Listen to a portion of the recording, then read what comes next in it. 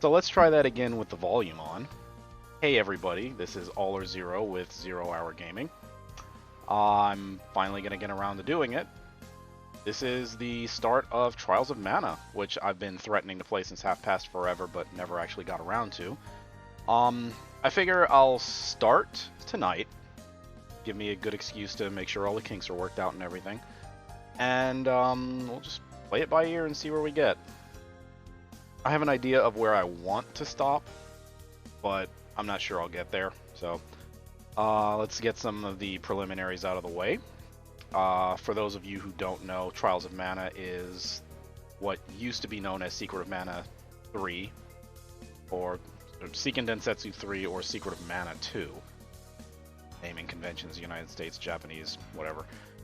Never came out in the States before this past summer when Square Enix decided to be generous and grace us with an official translation. So this will be the first time I've ever played an official translation of the game, although I have played the game before several times, because emulators are a thing. And anybody who's really hyped for this game probably played it via emulator at one point or another, with the translation that was graciously cobbled together by Neil Corlett and dozens of other people back in the day. And you can still find it online. It's a pretty easy patch to come by because it's such a just amazing project that was done by a great bunch of people. So props to them for even giving me the opportunity to have played a fan-translated version of it back in the day. And now we're going to get into the real meat and potatoes of this. We're actually going to play Trials of Mana. So buckle in and get yourself some popcorn and, I don't know, a drink or several. Because it's going to be a minute. This is a long game.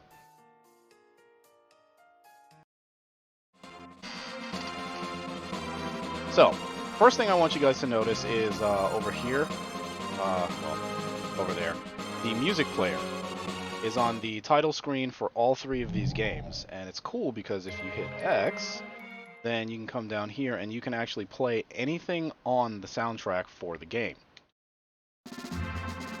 And it's the full soundtrack. Every single track that was ever in the game is on it. And it's just really incredibly good. I mean, all three of the games have, well, Final Fantasy Adventure soundtrack is okay. Secret of Mana soundtrack is amazing. Oh, hey, what's up, Chris? Glad to see that you're actually going to watch tonight, or at least what I will get out of this. So let me stop gushing over how much I love this game and actually get to it.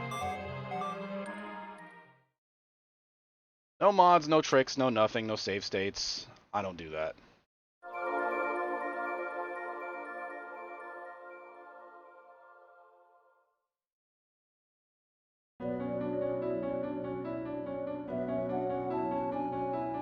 And I will actually let all the cutscenes and stuff play out. I won't read for the characters, because I'm sure you all know how to read. And I'm not particularly voice acty the way that Lone Wolf or Lionheart tend to be at times, but I think the game can speak for itself.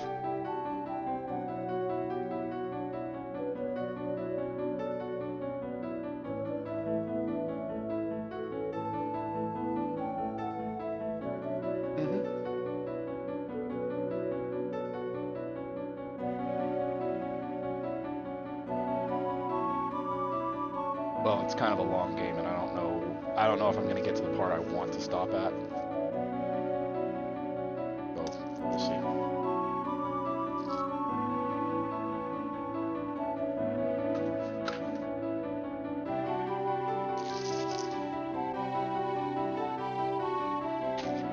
Thank you.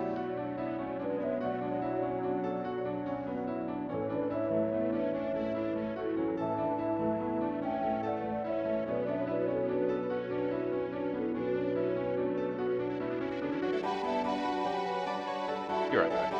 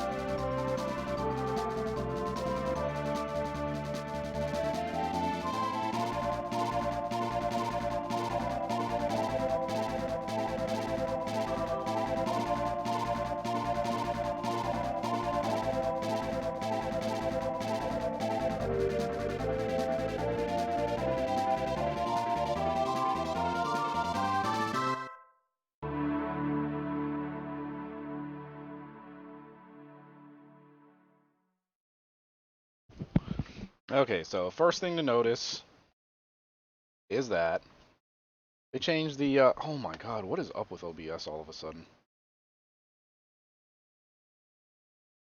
I don't know. They changed the actual title of the game, as you can see, to Trials of Mana. Not sure how I feel about that, but, we'll figure it out. Okay, so now comes the time, the real nitty-gritty. I never got a good poll as to what you guys want to see my party as. So, I mean, realistically, I could pick whoever I want, I guess. I know all the polls that I ran seem to have Duran in the lead. So, I could lead with Duran, I guess. I did a quick poll earlier, and I think that one turned out Kevin and Charlotte. Charlotte? Something. Oh.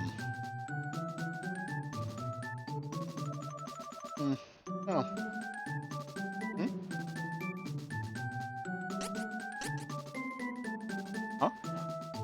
Yeah, please.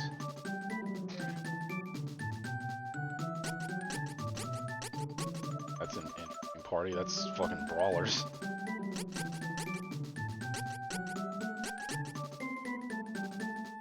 Well, whose story do you want to see as the lead is the question. Because who you pick first determines which story arc you get.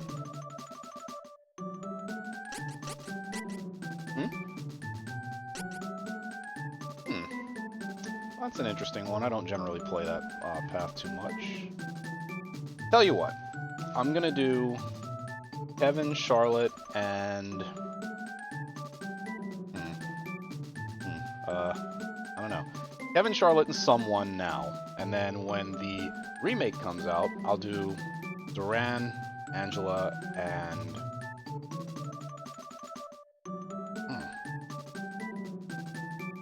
Duran, Angela, Charlotte for that. So yeah. I'm not changing anybody's names, because they already have names. It's impolite to try to rename people who have names, I think.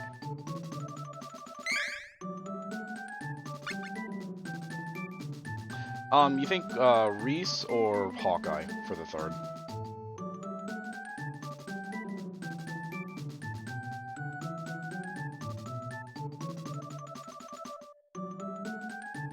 Oh, there's 6 characters.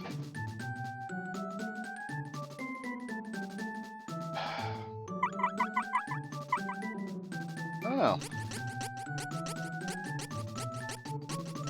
Chris, if you're watching, what do you think? Pick anyone, it's not really going to matter in the grand scheme of things, because I can play with any of them, but...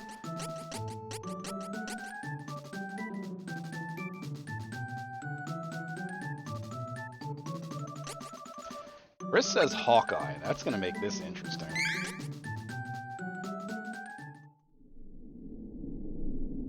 Alright, so we're starting with the Beastmen's tribe. This ought to be loads of fun.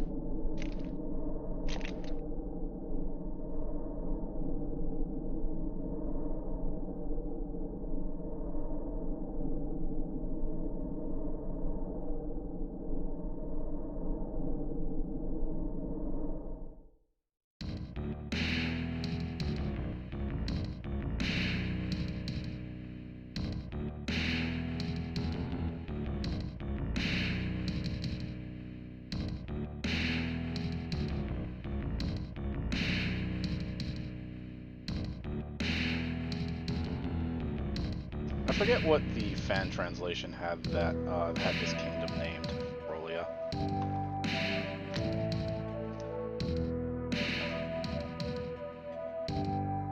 And they just refer to him as King of Ferolia, but in fan translation it was Beast King.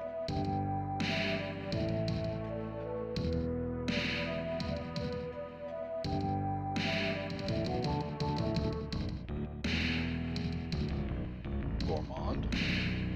Interesting rename for Death Jester.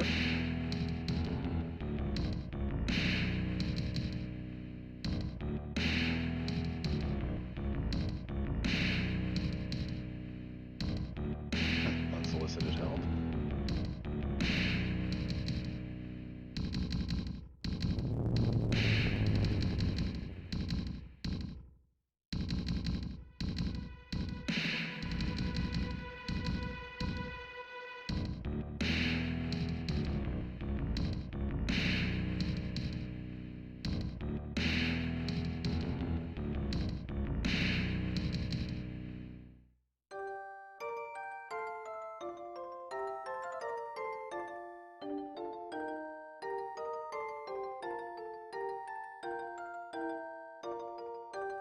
I'm sure you can already see the sad story that's coming here.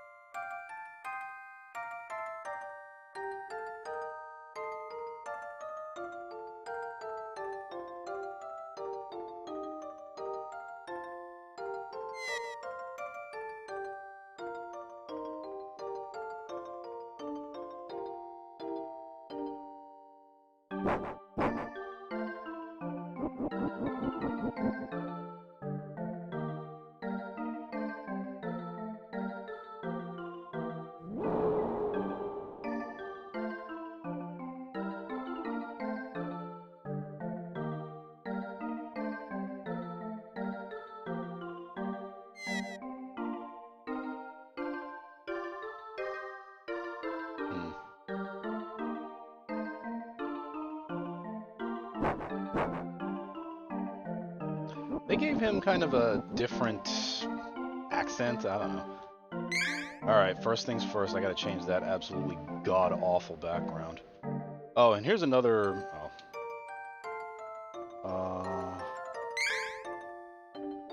The menu system in this game changed, and I don't know that I ever felt it was for the better. I've always been a fan of...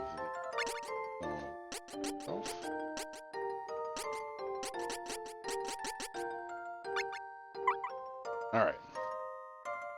Anyway, first things first, let's get a save on. Oh, and that's another thing that's changed. There were never really save points like this in the original Secret of Mana. But now we get these lovely goddess statues, and you'll understand the significance of that later. But for the time being, let's go explore the forest a little bit, huh?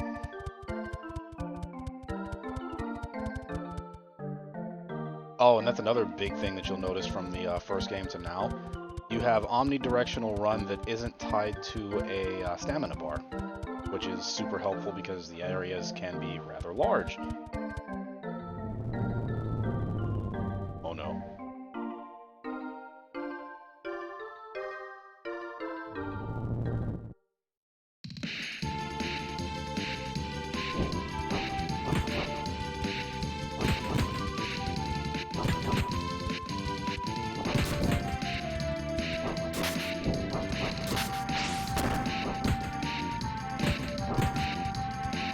Up off me.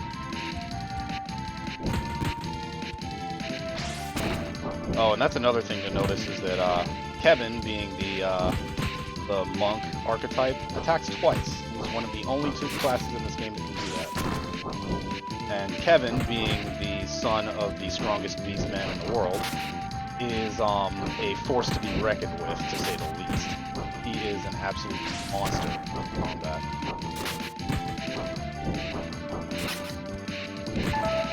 Oh my god.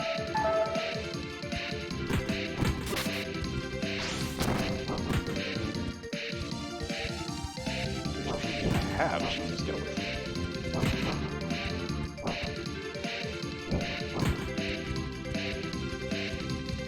me. Back.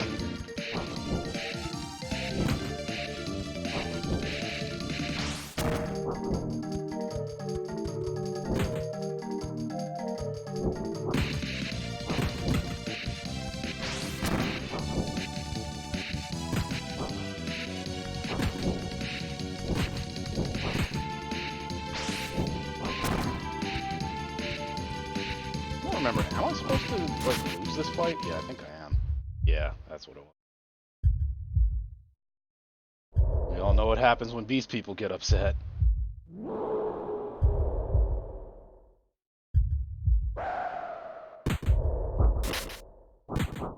Oh, and just for reference, that's not me doing that. That's actually the game.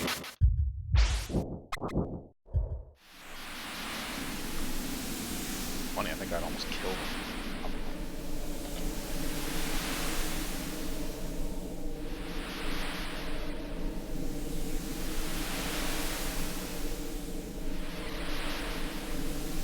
Just remember, when you're the main character of a JRPG, you're not allowed to have friends.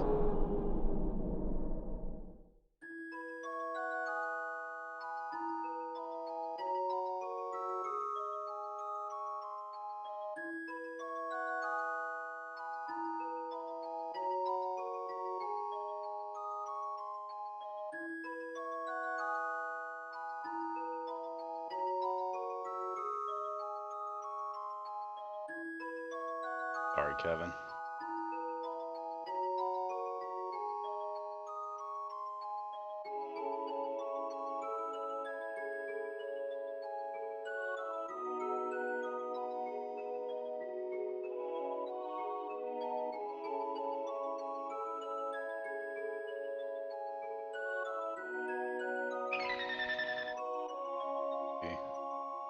Unnecessary sound effects.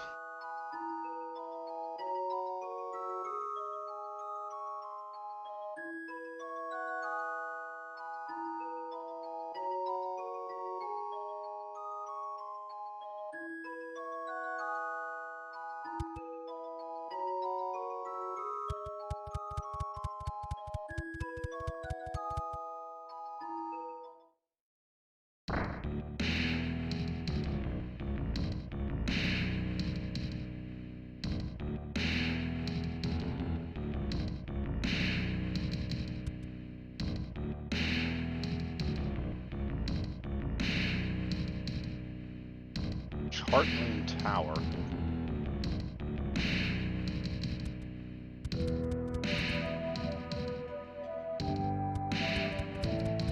Hey, sexy lady.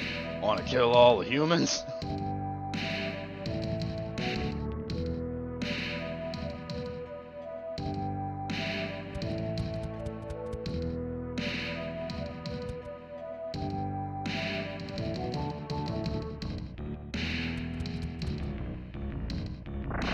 Notice there's a lot of hostility among the Beastmen for having been driven out of normal society. Shut up, kid, I'll murder you.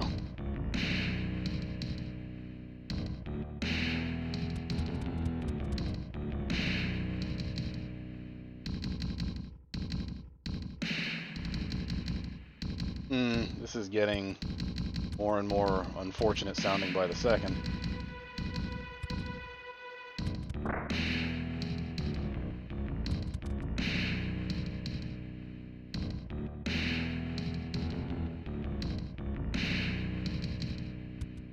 Right.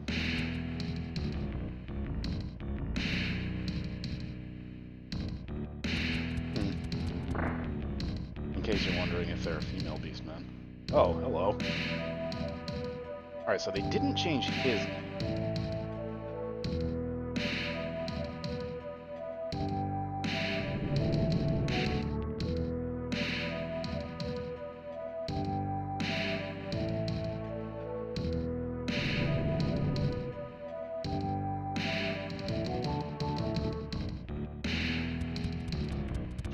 What's up, dude?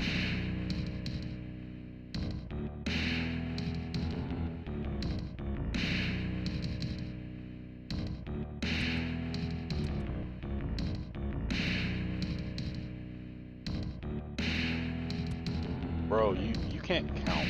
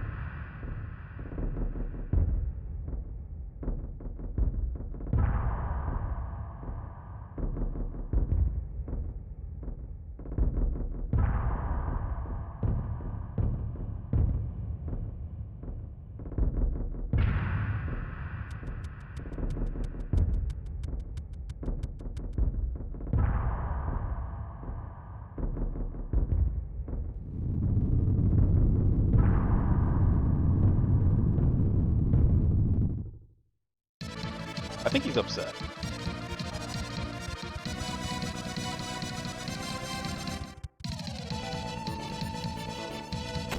Like, really upset.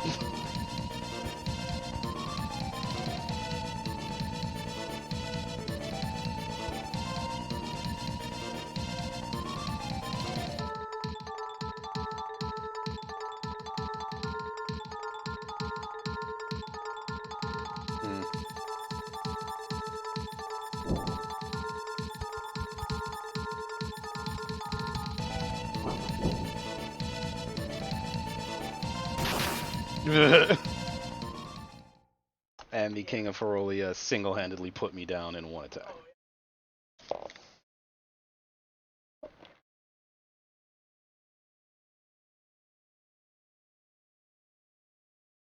That's one swanky cape, though. Cloak, robe, I don't know. So yeah, Beast King full-on put me down instantly. That was great. Get some of that delicious healing before we go out in the world and die.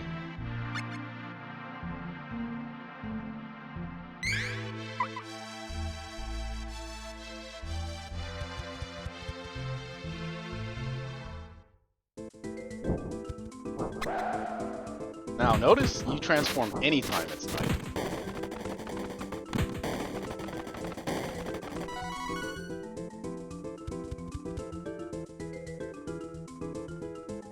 Hey, get back here.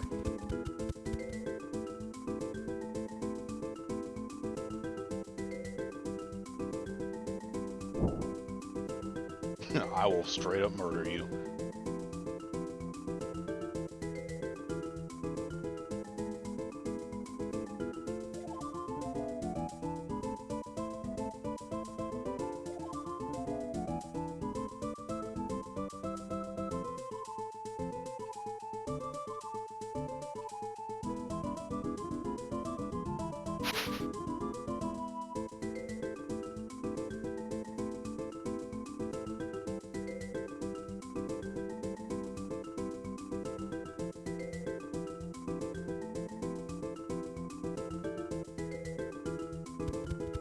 Because that guy seems totally trustworthy.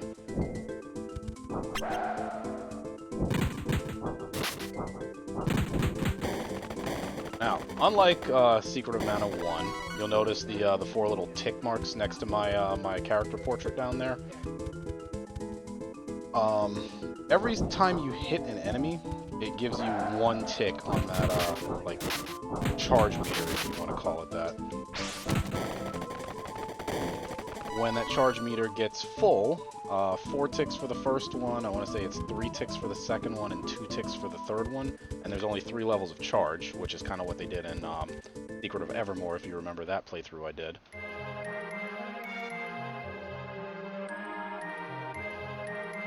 You get to use your power attack, basically.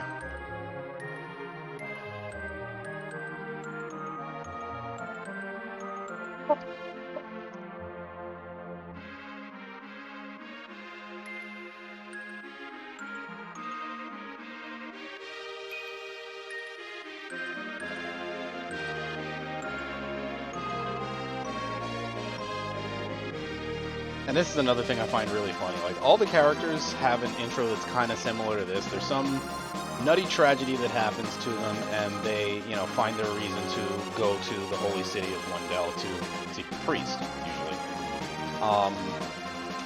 All of them get there in more or less the same way, but Kevin is kind of a unique case in how he actually gets there, because, like, he doesn't take a boat. He just kind of does this.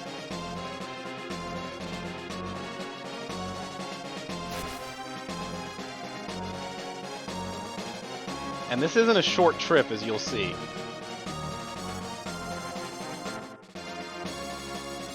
I'll be right back when the credits are over.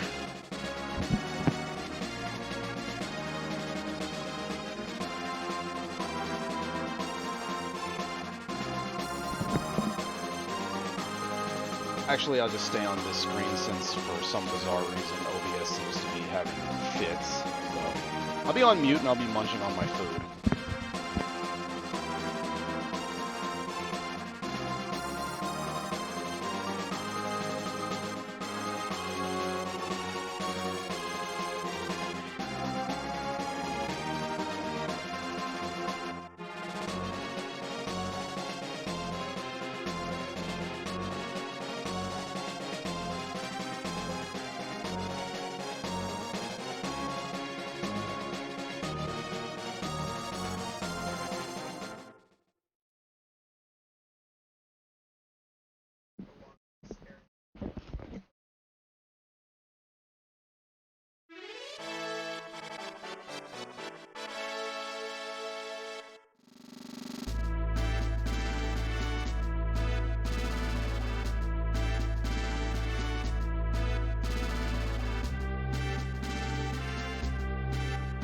Well, I guess we got here a little late. But there are things to do. Now, since I'm obviously Beastman, probably wouldn't be a good idea to be seen by the leader of the Ferolian forces.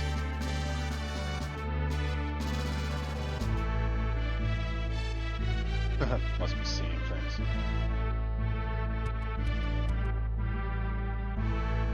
Alright, well, let's go see what's what.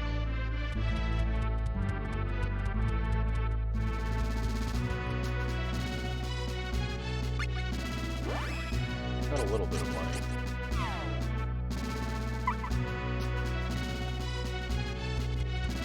Buy later.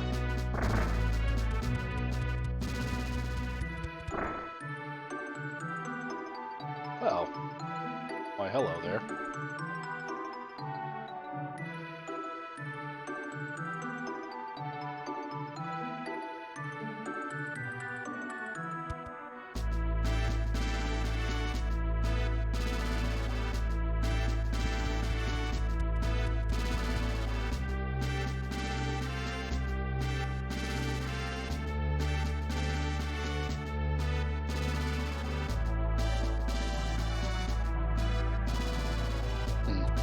Thanks for the tip, Rosef. Townspeople in this game are actually quite knowledgeable.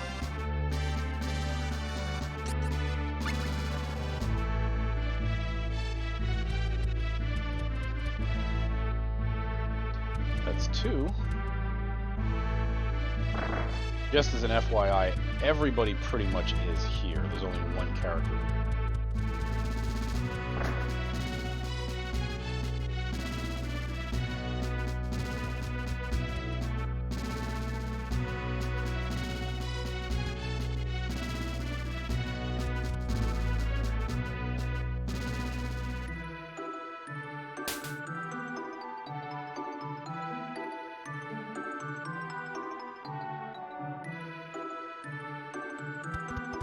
She's friendly.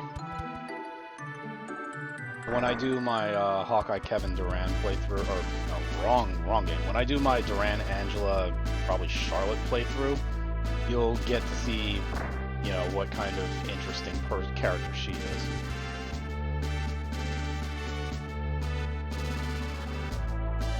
I'm not sure if I can beat them all on my own, though. Don't worry, Duran, you'll get your chance.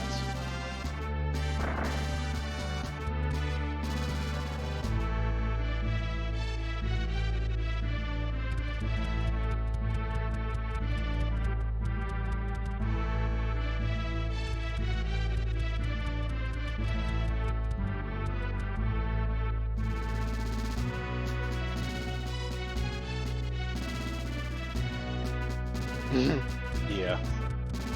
Well, in any case, let's go get some shut-eye, because there isn't really a whole lot to do during the daytime. Speaking of daytime, that's another big change that they made from Secret of Mana 1 to 2. They had a lot more technology, I guess. Not really, because it was still a Super NES game, but they implemented a day-night system to the game that actually... PM, yeah. They implemented a day-night system that actually does have a lot of effect on the things that you see in the game. Time of day determines, well, and day of the week as well. Time of day determines what types of monsters you see. At night, generally you will see more monsters and you will see stronger monsters.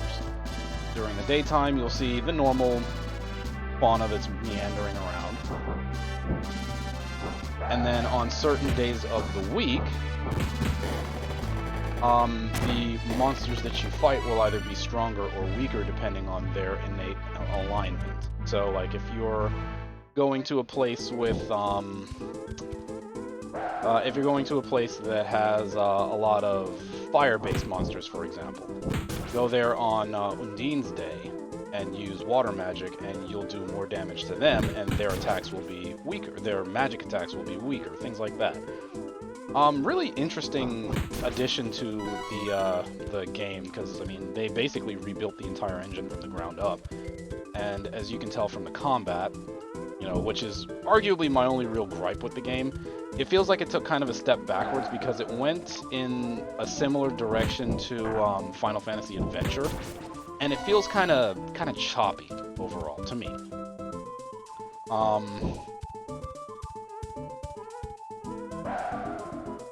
You have almost a makeshift ATB because, like, you can just punch all you want, like that.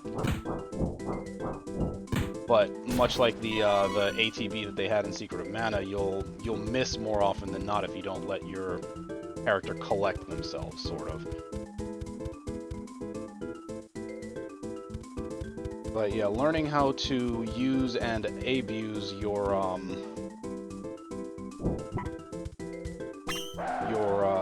charge-up attacks is actually very important, especially early on. And especially when you're playing with characters like Kevin and Hawkeye, because their double attacks let them build it up twice as fast. Interesting little divergence between Kevin and Hawkeye, though. Kevin is almost purely a melee character. His melee attacks are bar none the strongest of any character in the game, and he can do more of them than any other character in the game. Hawkeye, on the other hand, while he does have the double attack, he doesn't hit quite as hard as Kevin does, but he has a lot more, he has more skills to kind of make up to keep up the slack. And you'll see that as we get further in levels and go further into the game.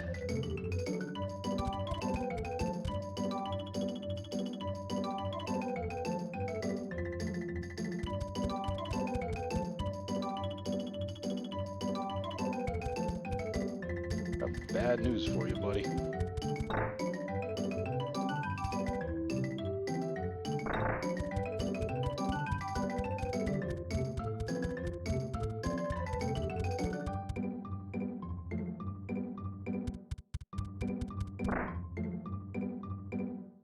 Forgive me if I feel like I'm rambling. Or if you want to hear more game lore, feel free to let me know. I'll continue yakking it up. Shut this down.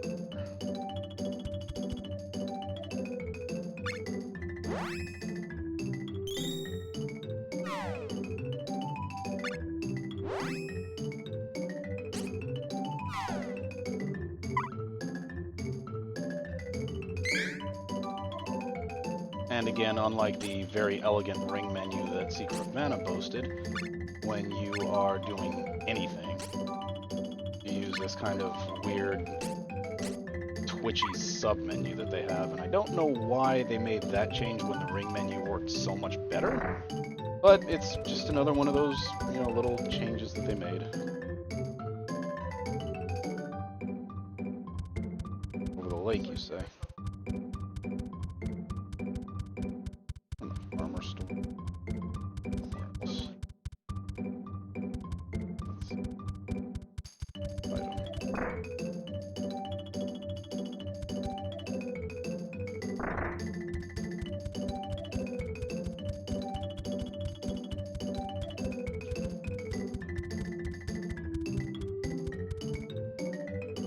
Anyway, we have things to do. Enemies to murder, and places to go. I'll try not to bore you guys too much with my leveling, but my general rule for playing old old school RPG is still in effect, so.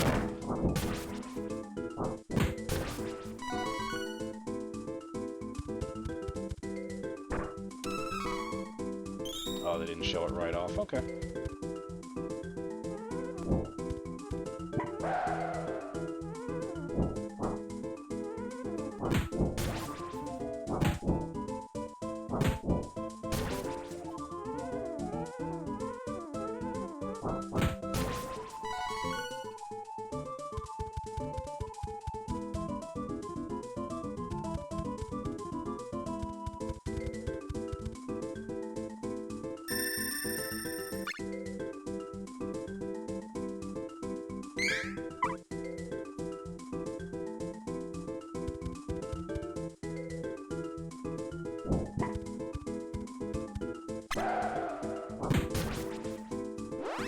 Oh, and this is the other thing that they brought back from Final Fantasy Adventure is the stat-based level up system.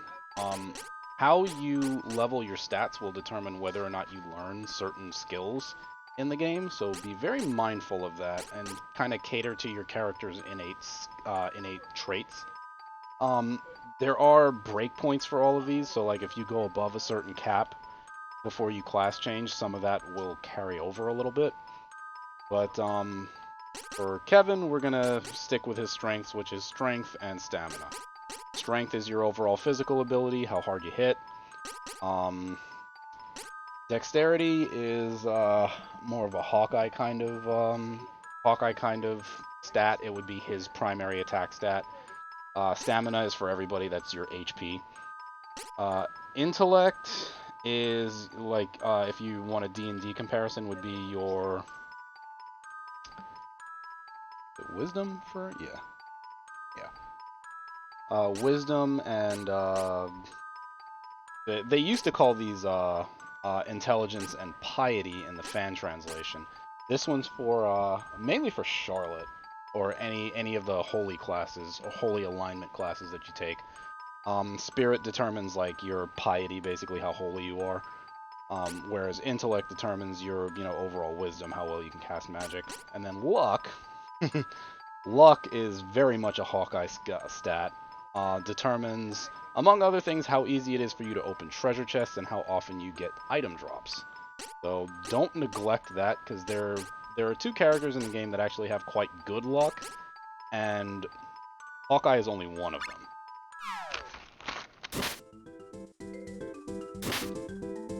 And hello to whoever that was that just joined me. I appreciate the view.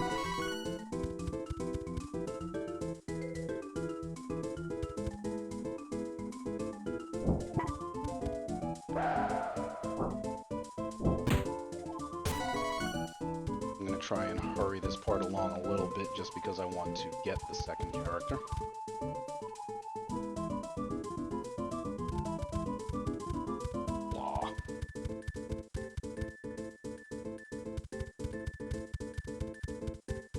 I guess I'll fight until dawn, and then I will progress the story.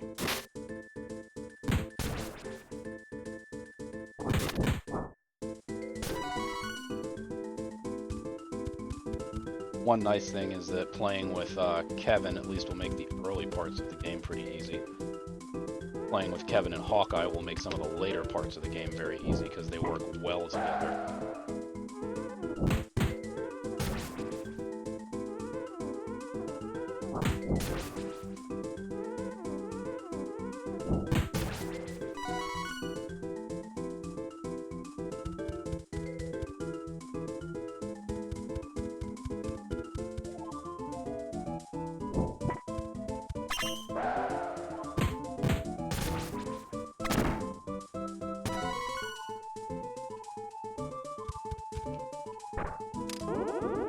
Okay, and remember I was telling you about that whole luck stat determining how easy it is to open chests? This is what I was talking about. There are a lot of ogre boxes and poison traps on this ring. Here's hoping I get an ogre box. Yay! Okay, ogre boxes are super... polterbox, alright, whatever. These things are incredibly hostile. They hit very hard. And they're generally worth a lot of experience. Ow.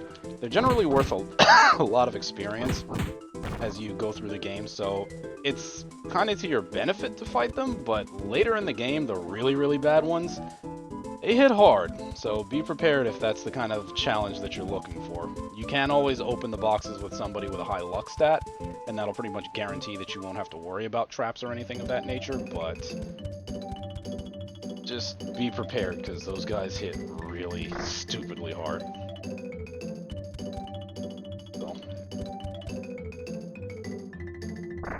Alright, so like I said, I'm just going to fight until dawn. That'll probably give me a level or two if I'm quick.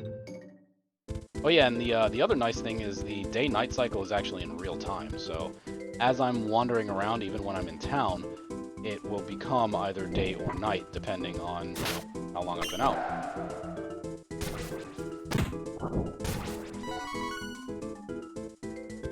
See? You notice the hue of the screen just changed a little bit, because it's getting on hours, closer to dawn.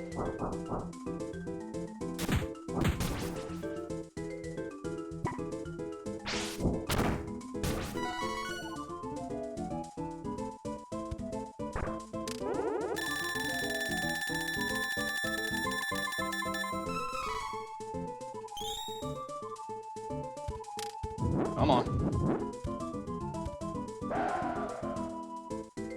Better to fight them at night while I'm still strong.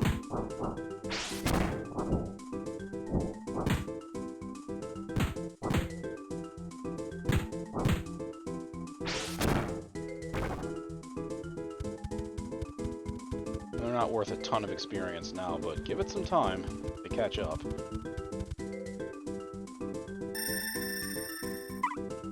Need to save.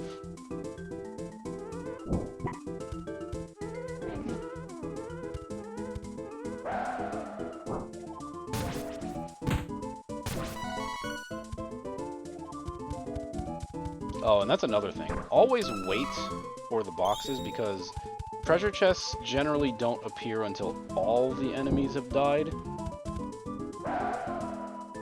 Oh no! After the victory screen pops up is when the treasure chest will usually show. I don't know if I believe you. You sound crazy. Like, legit crazy.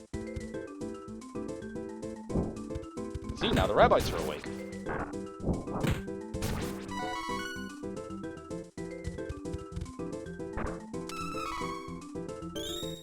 Oh, and here's another little tidbit. In your...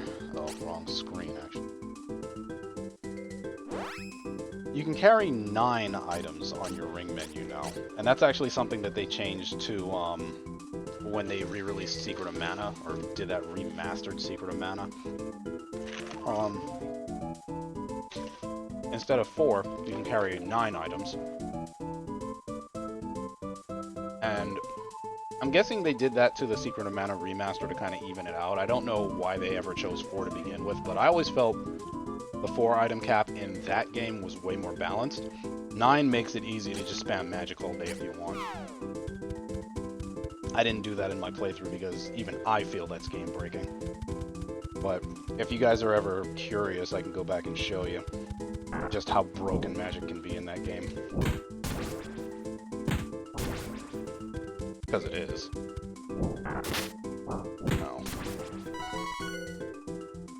But yeah, that would probably be my biggest complaint, is the combat feels a little clunkier in this than it did in the Secret of Mana 1.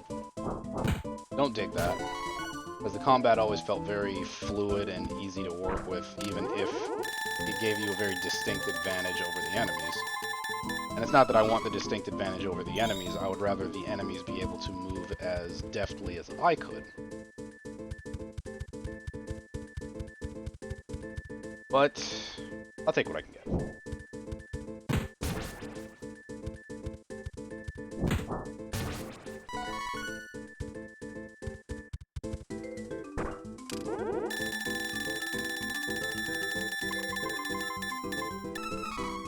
I've been very lucky so far. ogre boxes and OKs.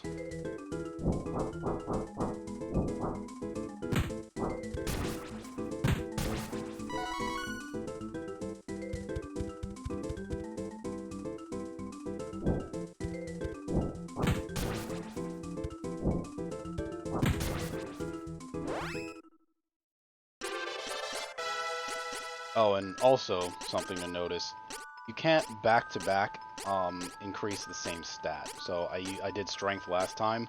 Strength it's not grayed out. Well, it's grayed out if you look at it on the back. I can't increase it again this level, so I'm going to go with his other high stat, which is stamina, because that'll give me a nice little bump in HP.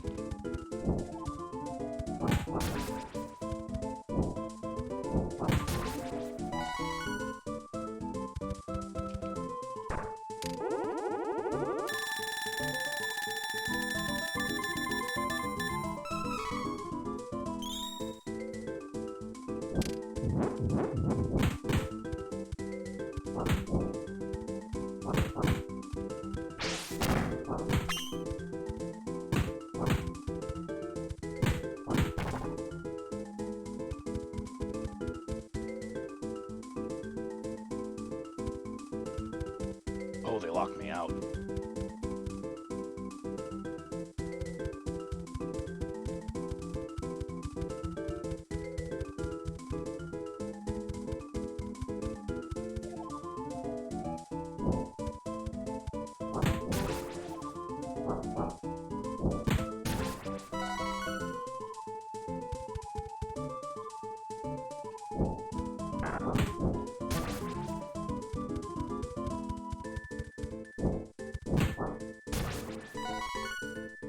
One thing that is really cool about this game, though, is that all of the enemies from the first two games, as a matter of fact, Final Fantasy Adventure and Secret of Mana, show up in this. There are a bunch that showed up in Final Fantasy Adventure that don't show up in this, that did show up in this. It's really nice to see, because then you start to see more of them in the other games, or Legend of Mana, which I may actually do a playthrough of that at some point. What time would you like to go to bed?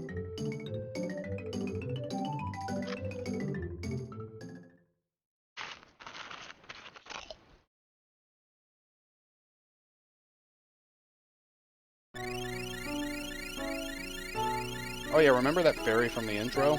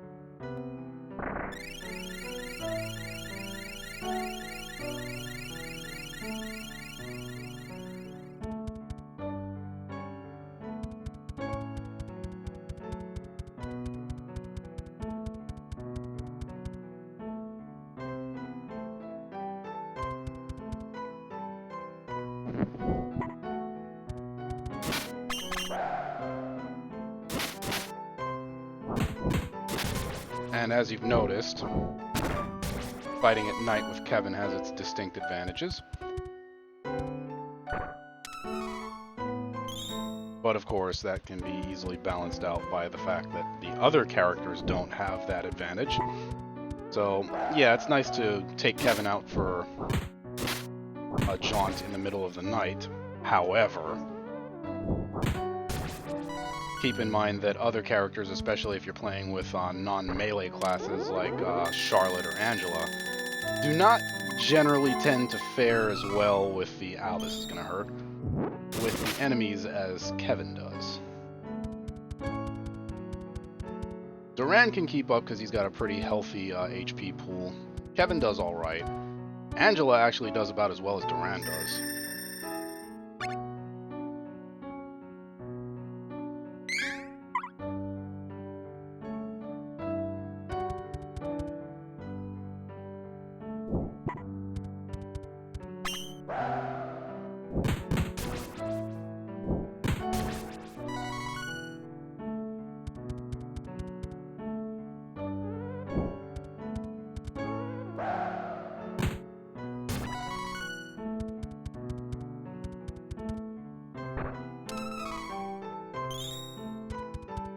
All that candy, because I'm going to need it.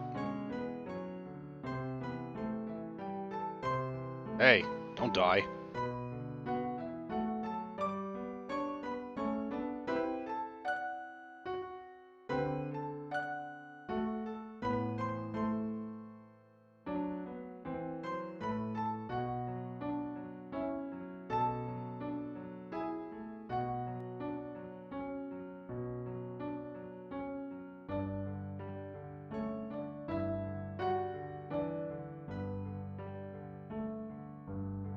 Which is kind of a shame because you're more or less right around the corner.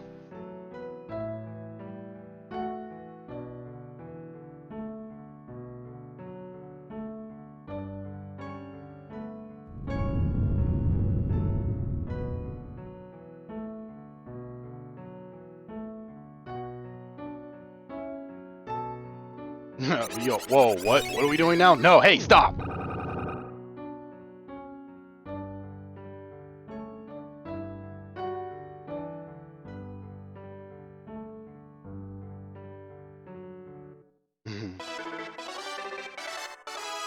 And thus, we acquired our first thing, or some... God, it's in my head. Pretty sure she didn't get consent for that. Oh no, it's almost dawn. I gotta get back before my powers of beating ass wear off.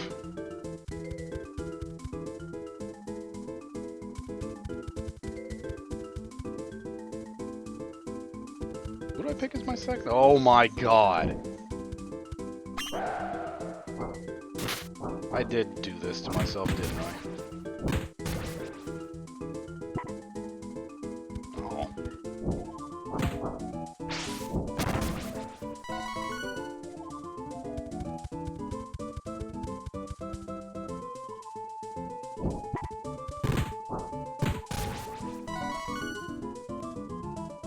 And that's another thing. There are little minute... Oh, and there's another difference between this game and Secret of Mana. I have 9 candies currently in my inventory. You have like a sub-inventory that you carry around with you at all times that you can store up to 99 more. So in theory, you can have up to 108 of any item in the game available to you at any time. You can only keep 1, 2, 3, 4, 5, 6, 7, 8, 9. You can only keep 10 items in your active ring menu at any time, however. So it makes you choose kind of carefully what you're going to be taking along, especially in the late game when they give you a lot of options as far as items that you can buy.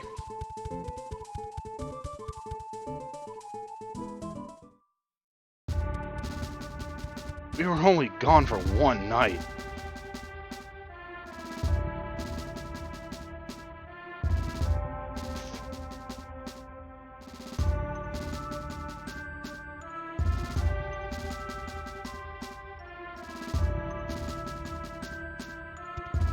So yeah, they literally killed the entire town. That's fine.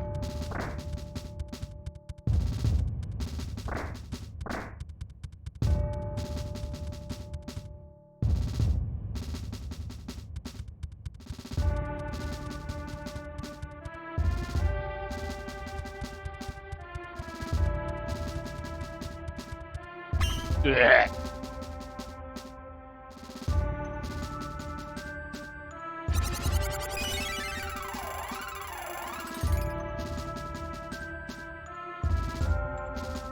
Thank you, fairy person. Strange fairy person. I don't know if I mentioned this before, but I love Secret of Mana 2's soundtrack. It's one of my favorite tracks from the game, as a matter of fact.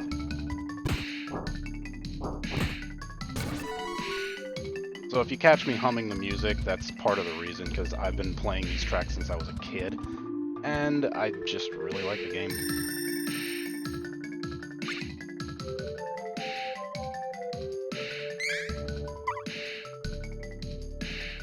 Cascade Caverns is a strange name for this place. Batmo. Khajiit. I don't know, he's, Kevin would be more like, John Talbane, if anybody.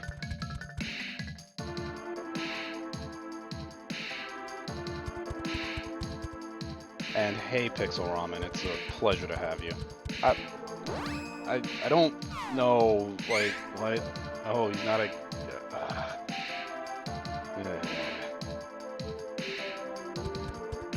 Why do you say the things you know will hurt me?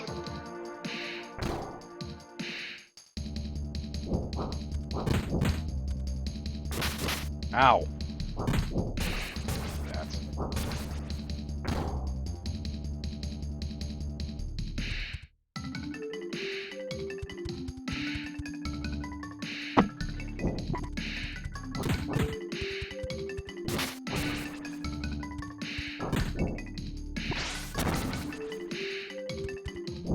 Get wrecked. Stay away from me.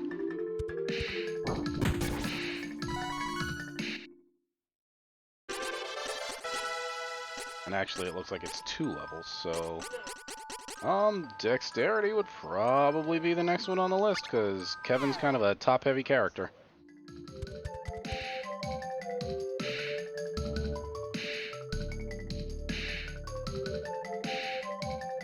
Oh god. Oh god.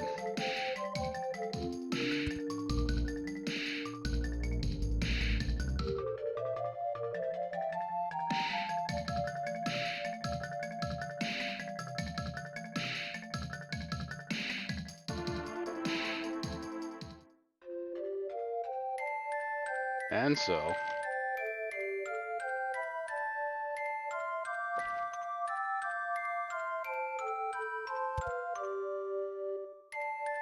her speech patterns are actually more annoying in this already than they were in the fan translation. My god.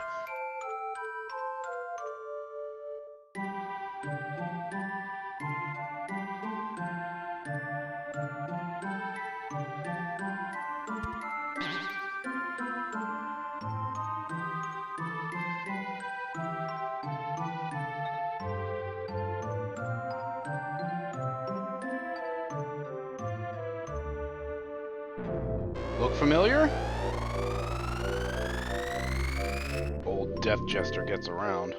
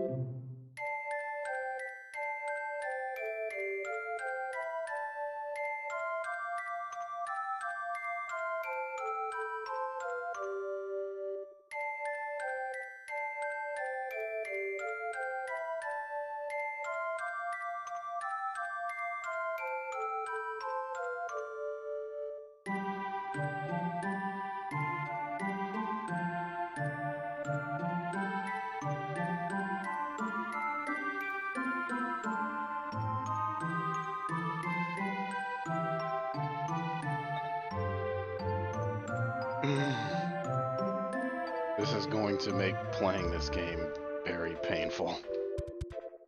Oh yeah, and here's an interesting little tidbit. She's 16.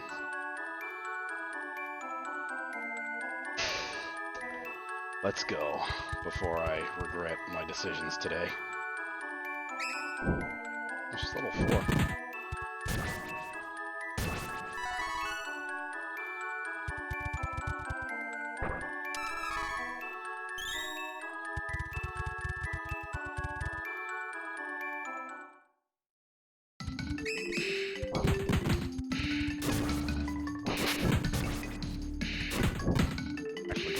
chance her HP is that high.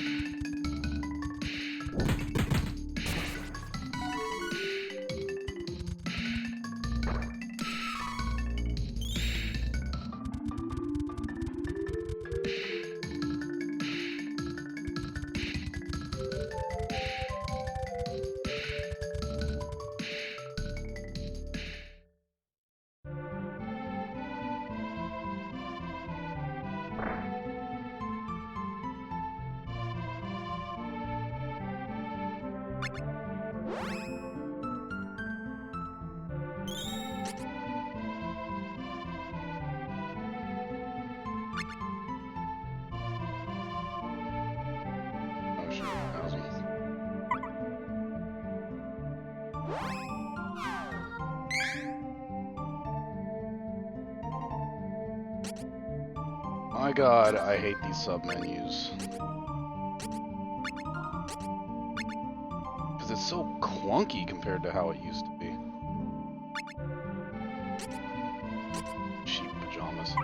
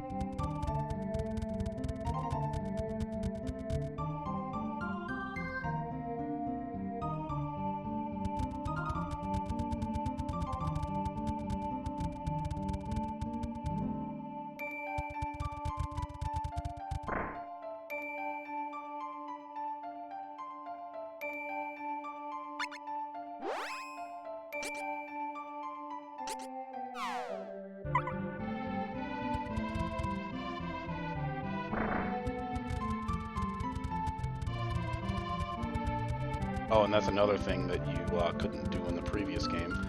Yeah, Charlotte's stuck up there. Well, if she gets stuck on something, you can just kind of keep walking and leave her behind, and she'll catch up later.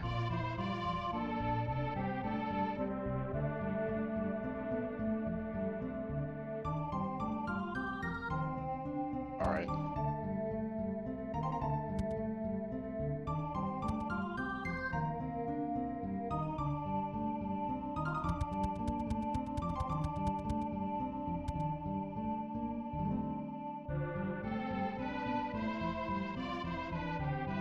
I'll show you those later. I've walked past a couple already, though.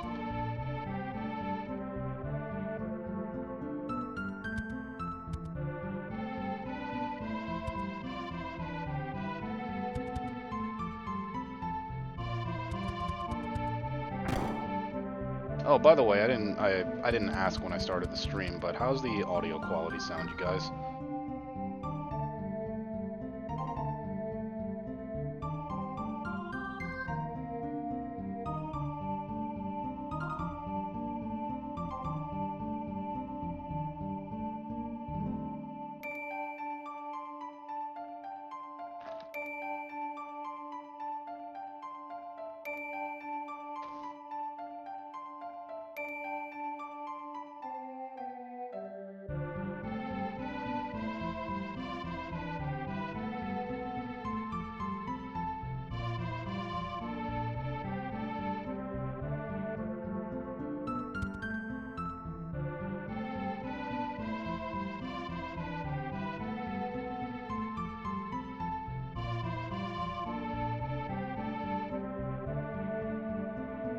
Benevodons, ugh, like that,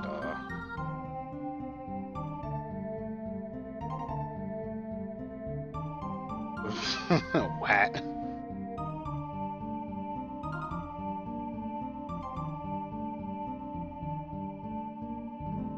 Yeah, what was that whole, what?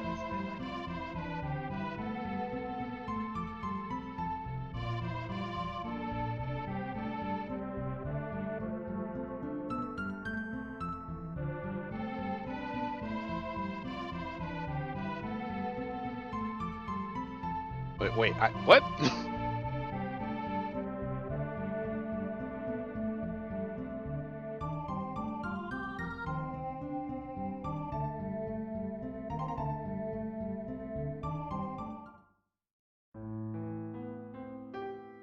Floor dump.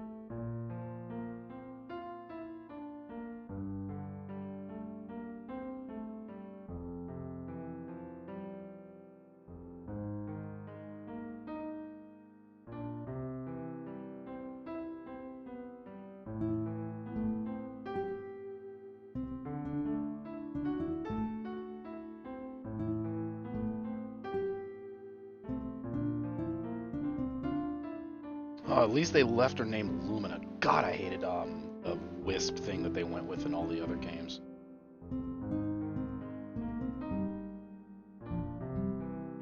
Alright, so we got our quest. We're gonna go get the mana sword or something. And you know, I actually kind of regret picking Hawkeye as my third now, mainly because that conversation would have been a little more interestingly relevant later on if I had picked someone else. But we'll leave that for another day.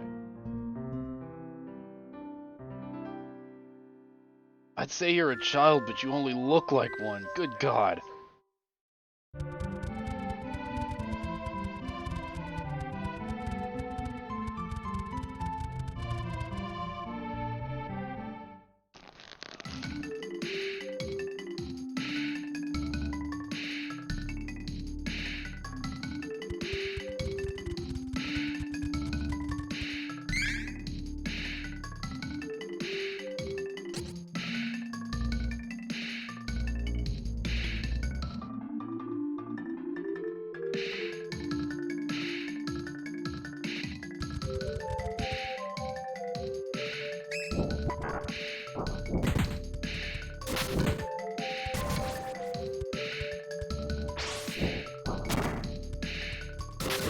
Ow, my face.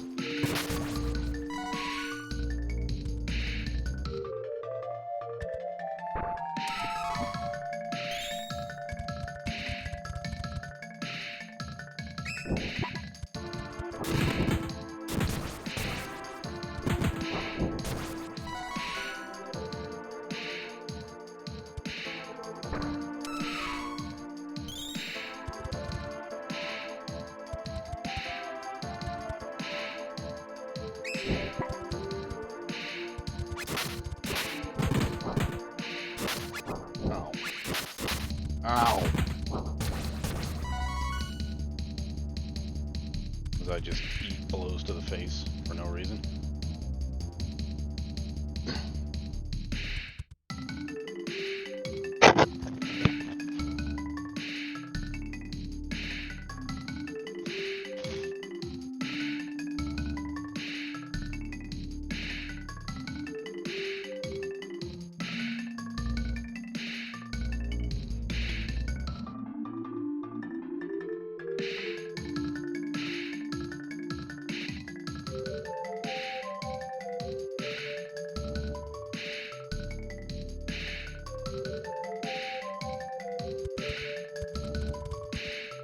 Another thing I find really interesting about this whole story is, like, she's from Wendell. I find it strange that she didn't know to not go through that top opening to get back home, but, I mean, I guess she's been cooped up in the Holy City her whole life. She's not really an adventurer, per se. For reasons that will become apparent later on in the story.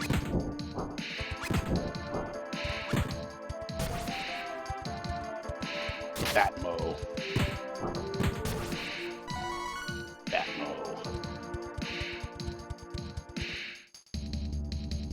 Actually, before I even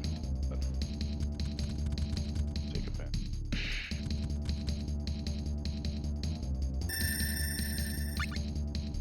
Always take advantage of the free heals. Because there are two flavors of the goddess statue, and only the golden ones will actually heal you. The gray ones that you will find probably about as often only let you save your game.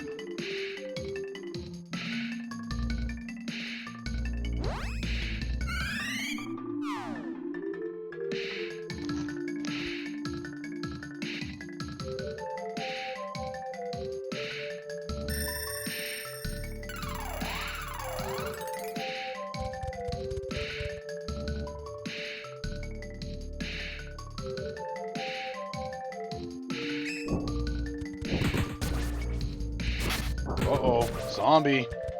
Because we're in the darker parts of the cave.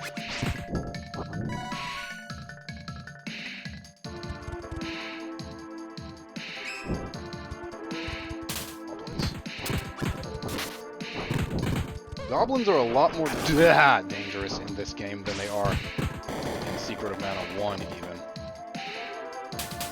Because one thing that you'll find out very quickly is that they are very fond of using throw items that hurt a lot. I went from full HP after just healing to half in one fight with 6 goblins.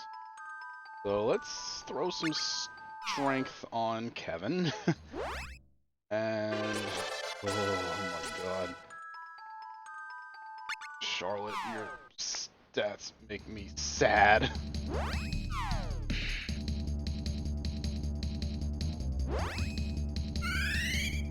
God, she doesn't even start with magic. Oh.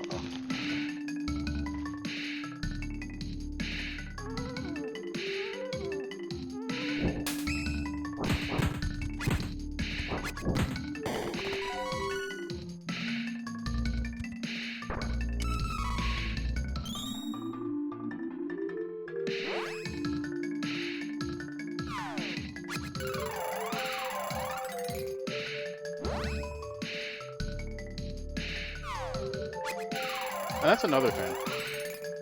Using items and magic freezes the entire screen in this, rather than just the character that's using or having it on. Another thing that they changed that I really like.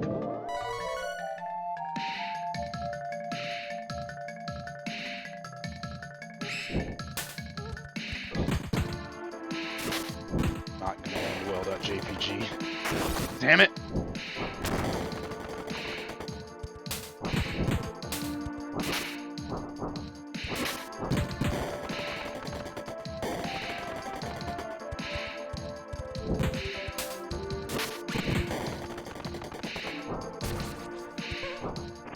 Oh, come on!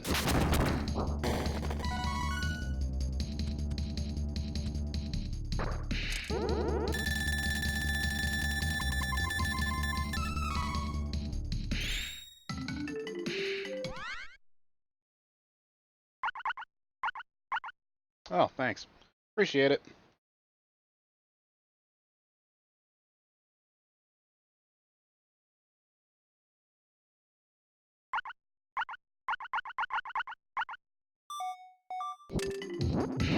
Oh, wonderful, Polter box.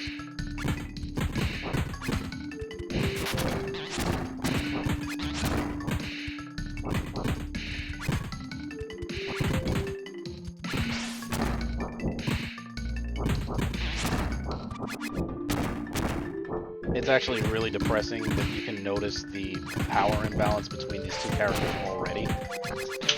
Charlotte's doing 1 damage per hit. I'm doing 9 on every hit. And her power attack is barely doing what I do in a normal attack. Let's not talk about that. Ow.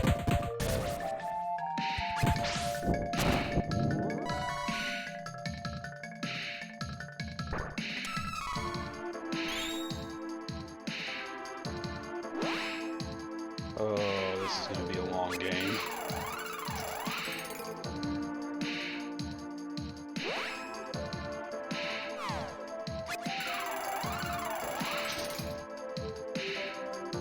I mean, I guess it could be worse. I could be playing with both the squishy characters.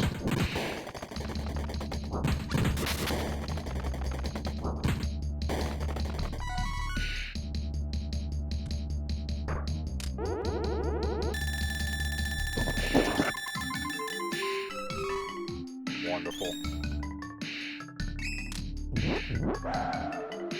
Oh, on the plus side, at least it's nighttime.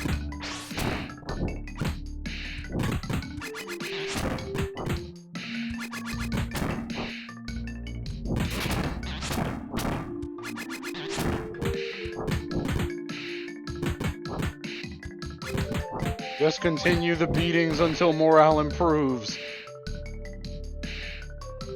Okay, 1 sec.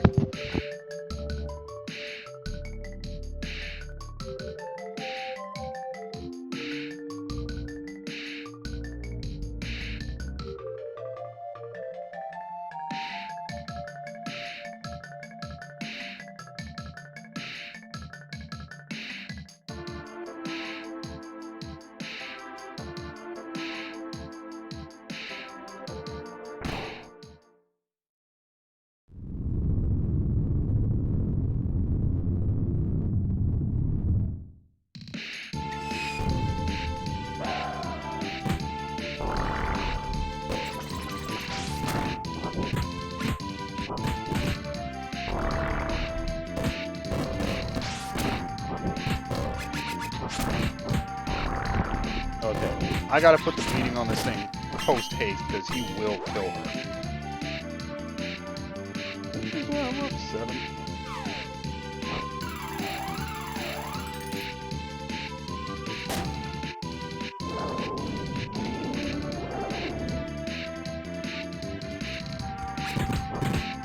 Oh lord, don't mind Nightbot, I gotta go turn that thing.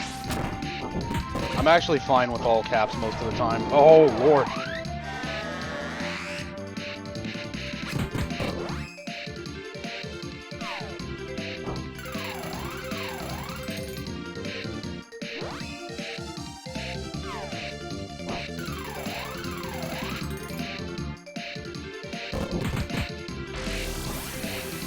Okay, he's got wood for Charlotte for some reason.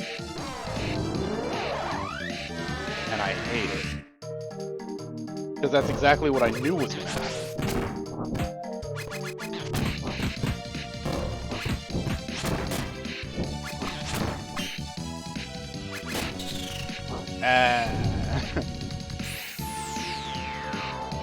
I'm working on that. Giant enemy crab's weak point is being attacked for massive damage as we speak. Oh hey, fun fact, you know you can one-shot kill this boss?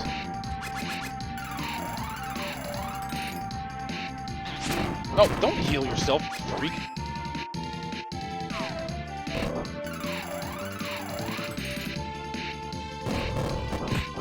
I didn't bother searching out the item that you need for it, but yes, you can one-shot kill this boss very easily, if you're willing to invest the time in getting the item. Then again, when you have Kevin on your crew, laying the smackdown on enemies is quite easy, which is the only reason I'm okay with playing with Charlotte as my second. And I think that's part of the reason that they give you this pairing, because they complement each other, especially early on, because Kevin can protect her easily.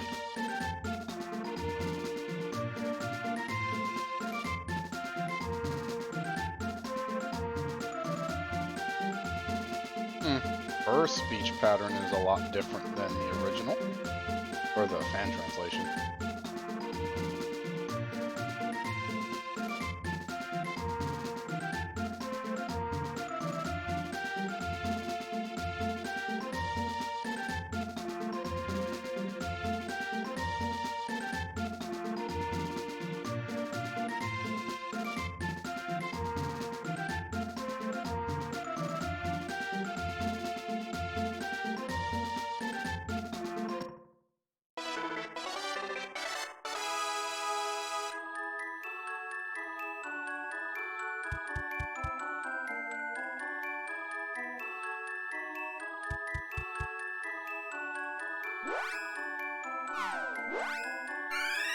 Oh god, she still doesn't have it because she has to gain another level.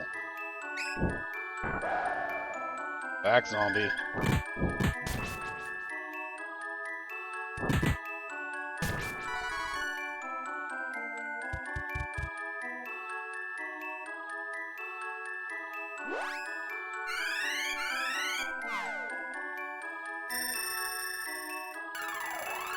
Hey, if it ain't broke, don't fix it. Ugh.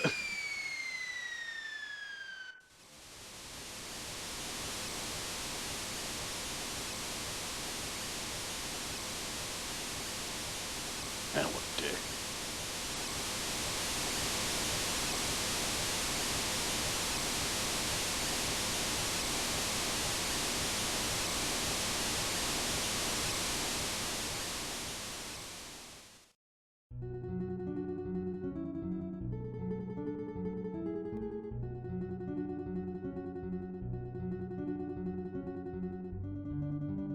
Much like the Golden Land in Legend of Zelda, the Mana Holy Land once upon a time was not quite heaven, but close.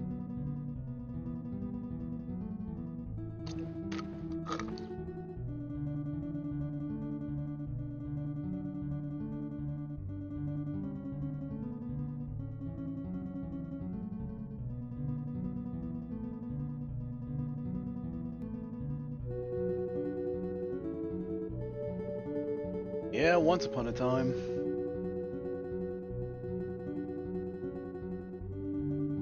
Oh yeah, and there are lots of screenshots you can take of this game that make wonderful wallpapers.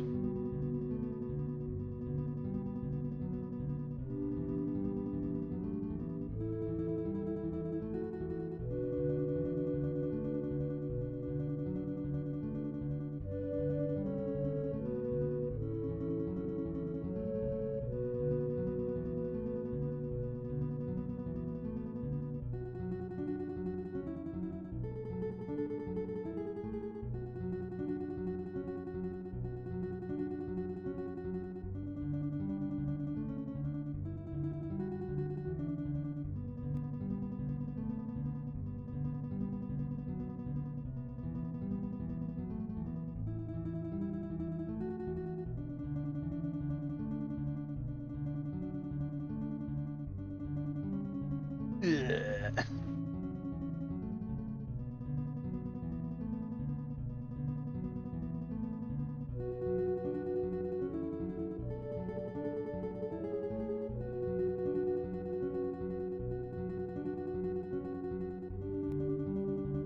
Fine, you bunch of quitters. Do it all myself, God.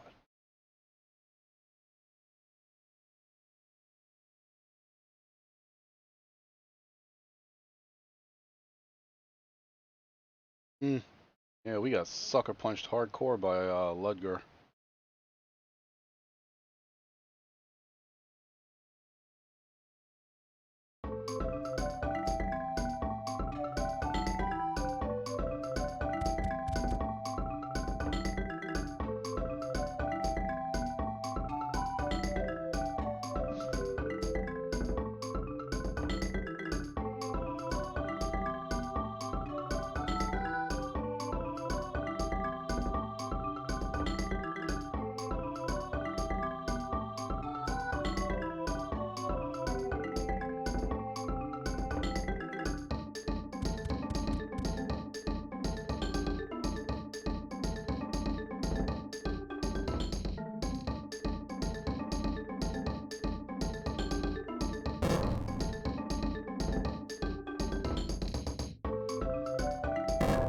And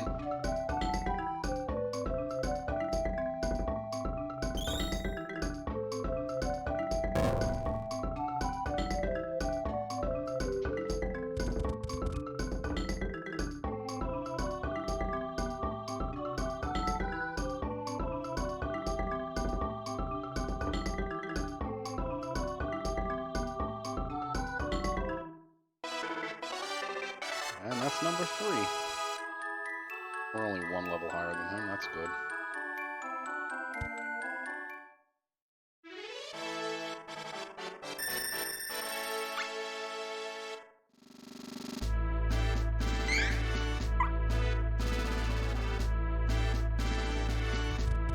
Alright, let's get the hell out of here.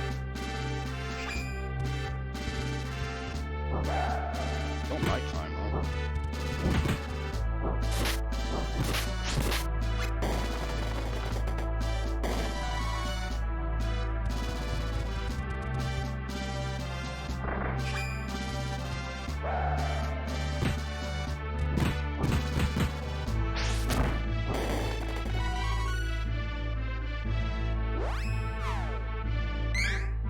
Before I forget again.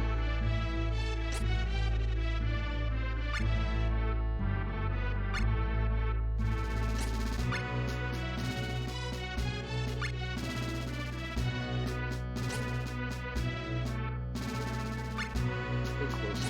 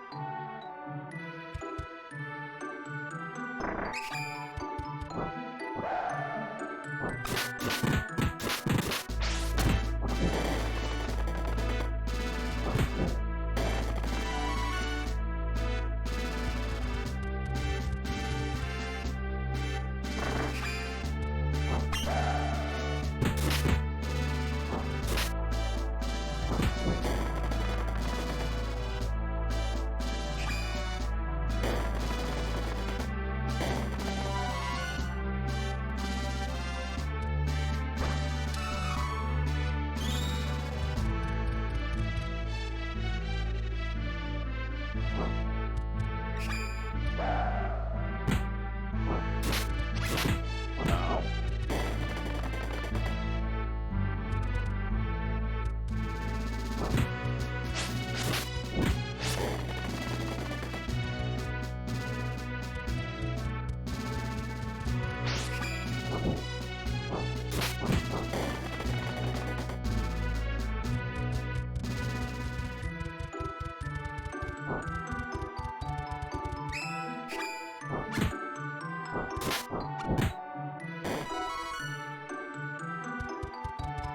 Oh yeah, never run from a fight if you can help it. It'll keep your levels up. Alright, let's get the hell out of here.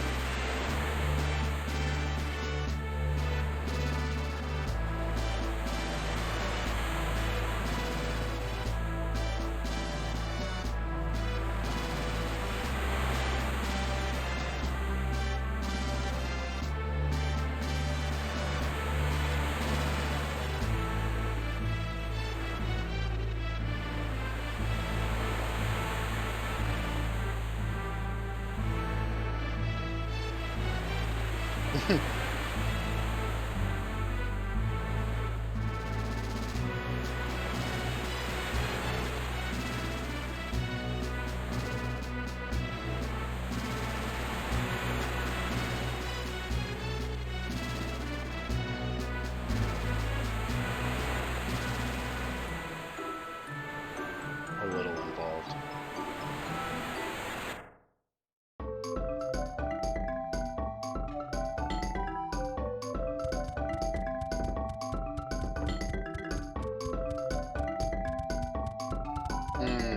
I don't like that name change either. I miss Neveray.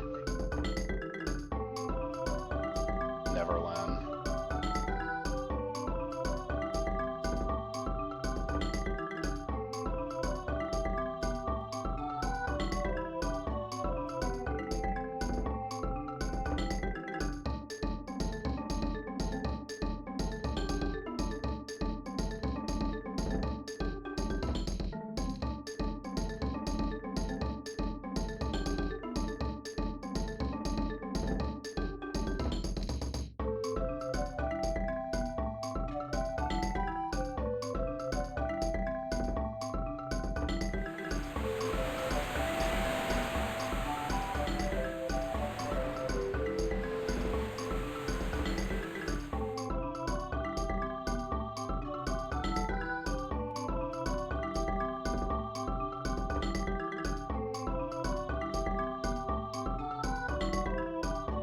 Simple enough.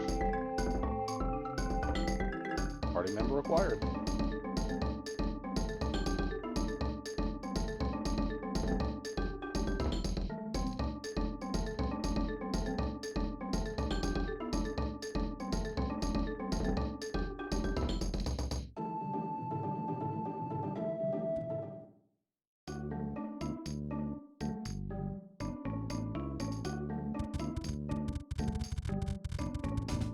Little Sweet Cafe.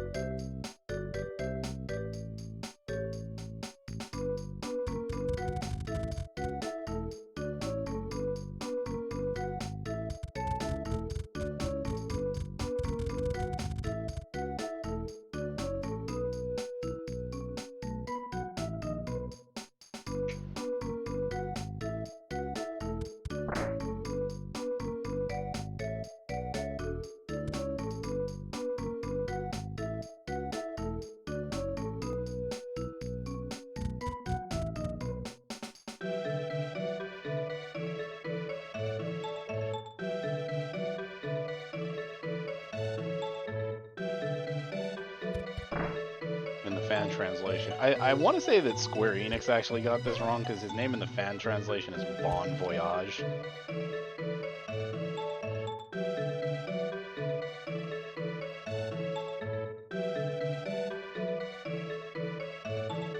Valsina, they changed that name too. Orsina in the fan translation.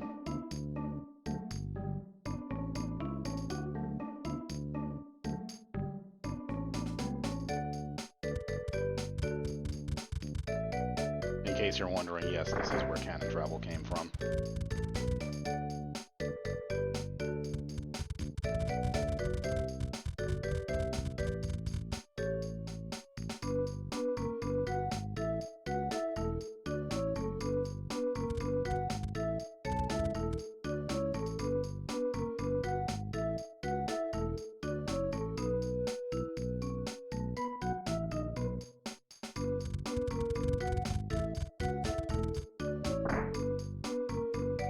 Oh yeah, and one other thing, always visit the armor and weapon stores when you get to a new town. Probably gonna bankrupt myself doing this.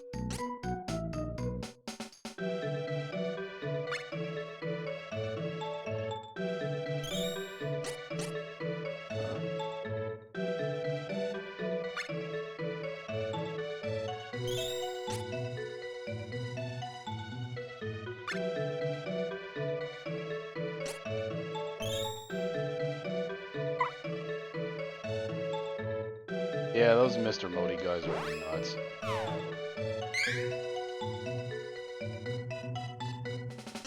I still think the ones in the remake of Secret of Mana are the most amusing though, because that dance that they did was just wild.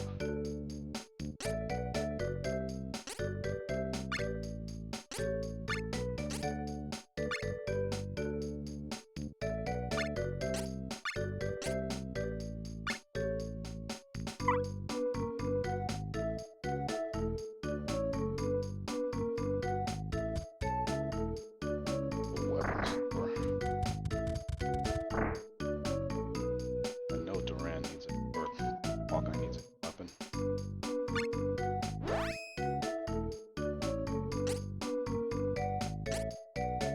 Still selling the same garbage here.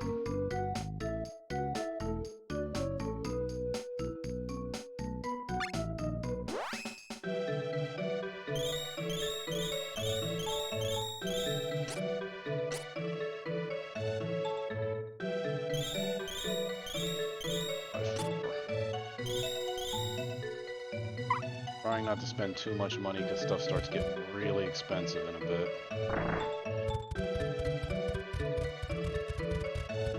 Let's throw some love at the end real quick. 45 bucks.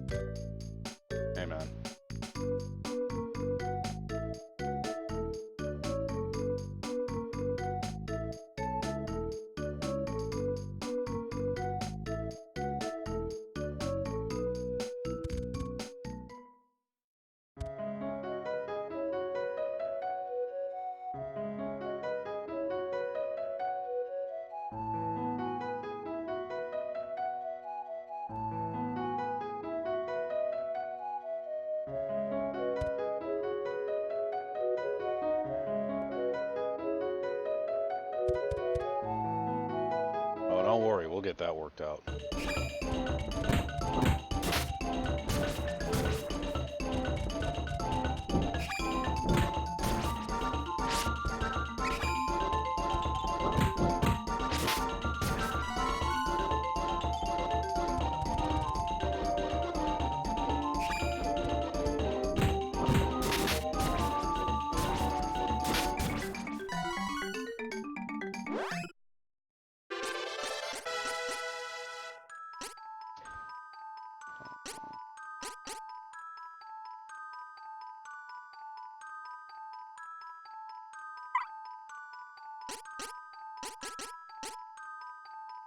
With luck for now. Alright, so she got her first spell, Healing Light. We're gonna need that. Look at me gaining levels all over the place.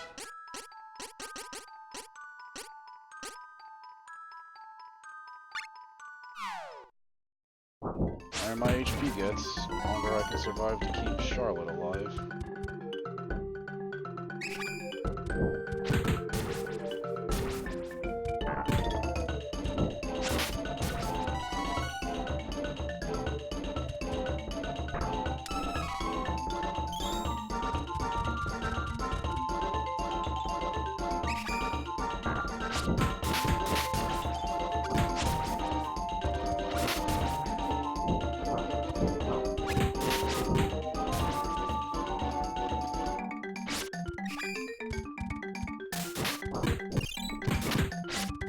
Oh, no, no, no.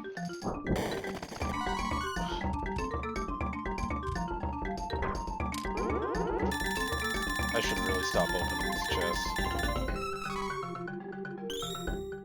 Or giving that to Hawkeye, that's a whole bag. Okay, now, come on.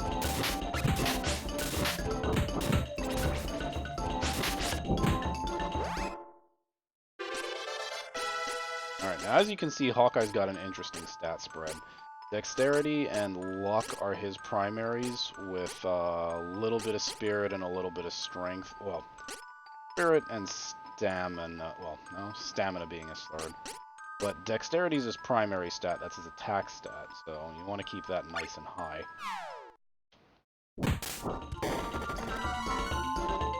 And the other thing we haven't even talked about yet is class changing, which I haven't completely decided on what I want to class change them to yet. Based on the party composition.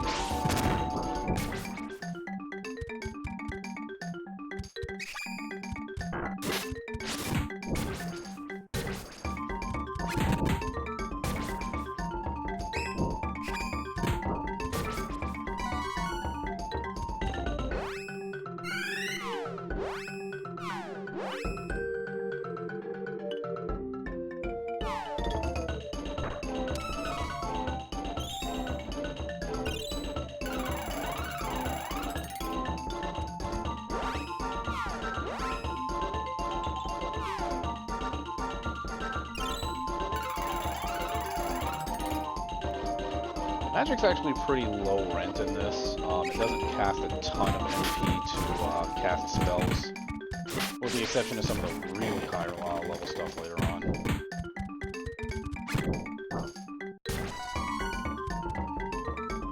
But you can almost kind of abuse it a little more, and I think they expect you to use magic as more, or use your skills more as traveling companions than outright boss killers.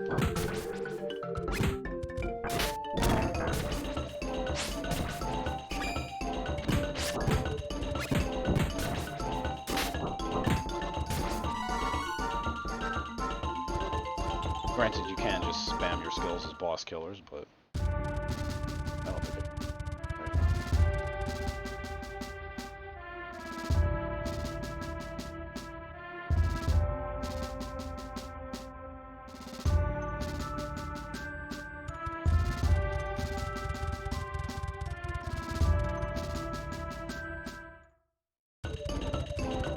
Yeah, it's like wars all over the place in this game, isn't it?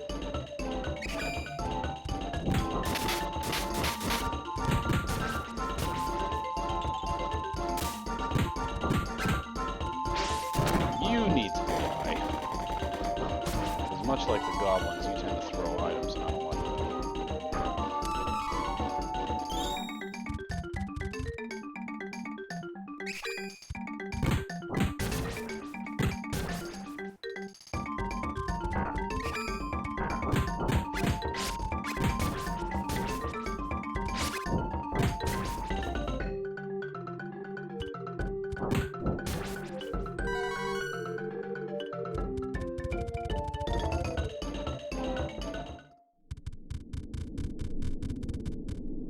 Split cap.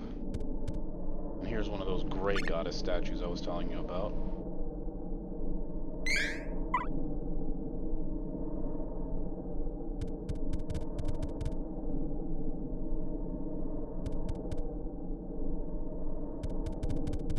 Now normally it's just an easy bridge crossing to get to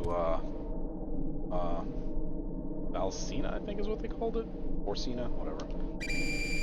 Ah, hell. Valsina.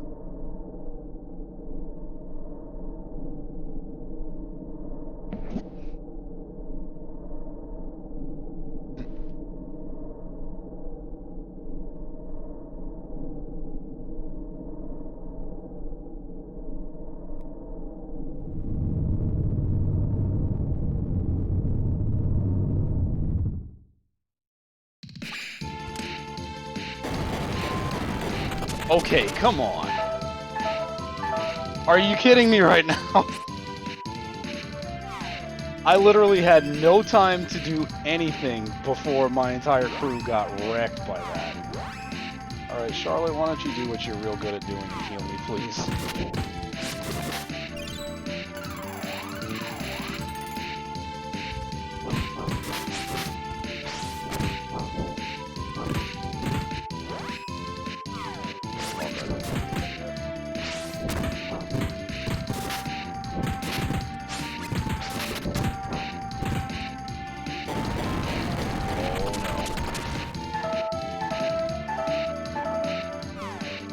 Not allowed to die.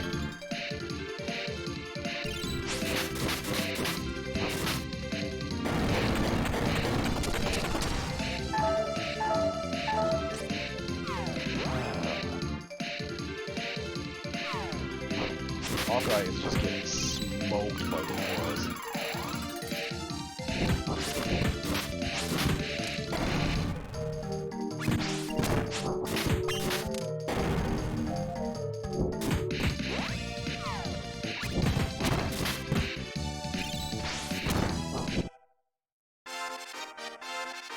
It's a really good thing Hawkeye, Kevin is super strong.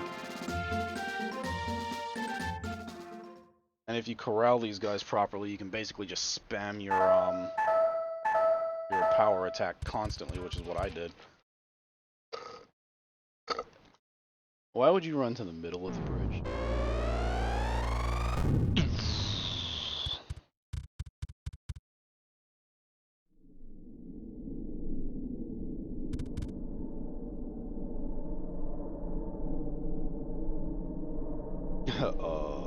Right.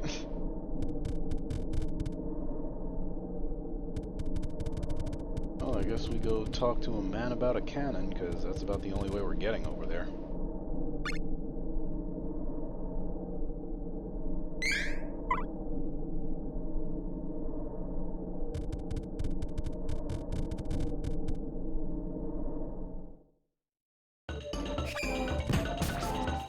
I suppose that could have been easier if I would have done the fight at night. Really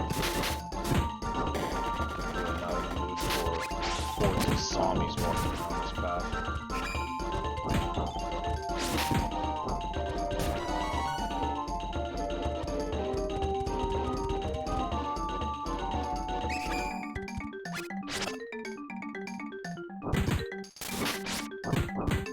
12 enemies with Sucker Punch. It makes me feel like a real man.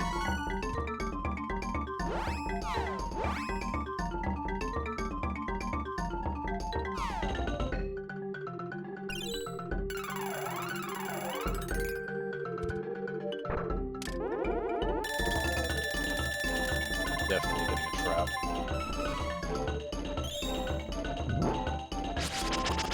Ow.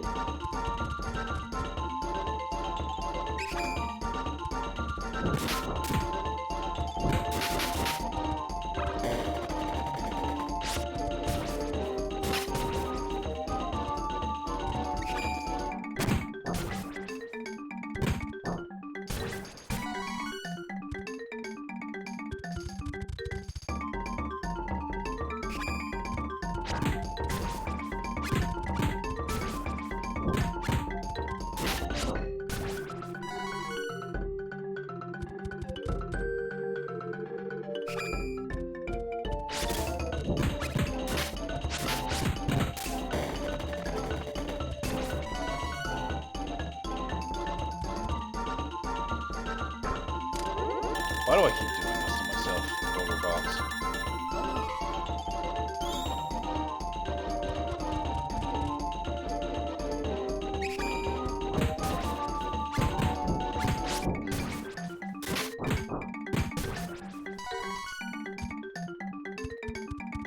Is that OBS? My stream quality's trapped in a well. Oh, there it was!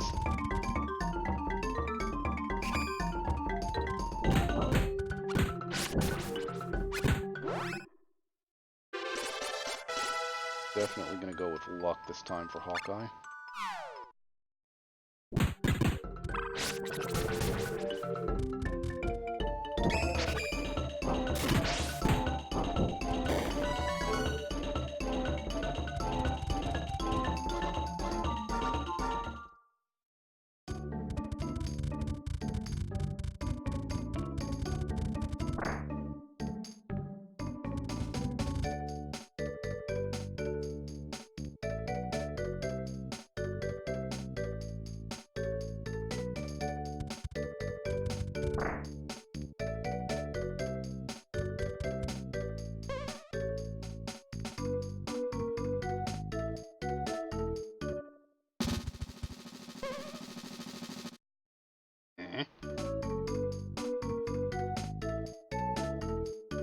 Nitromite. That sounds even less safe than the just gunpowder that they translated it to in the fan version. Right.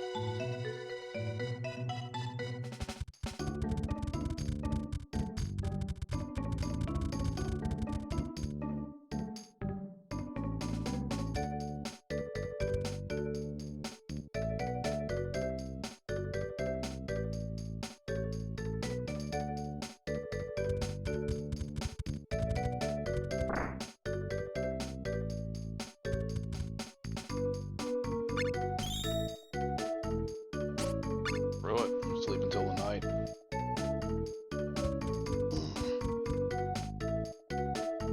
Sometimes you just need a whole day off, you know?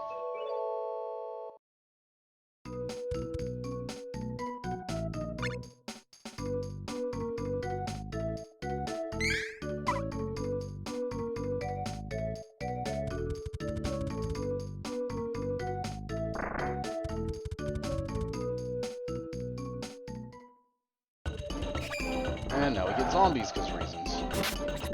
Zombies and bats. Oh, missed the passing code.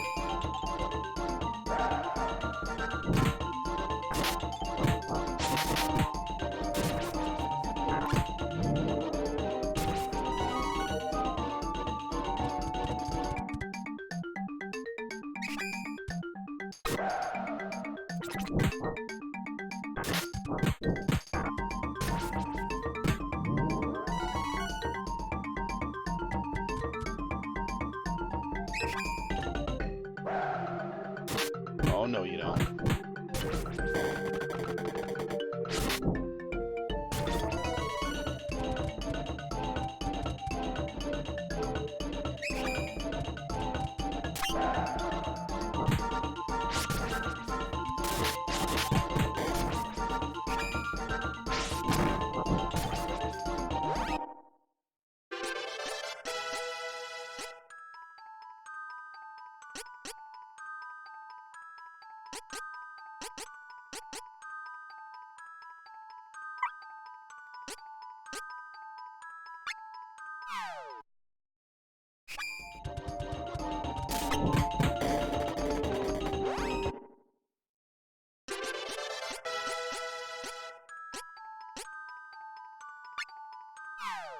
Kevin's got 3 stats until he class changes, and that's it.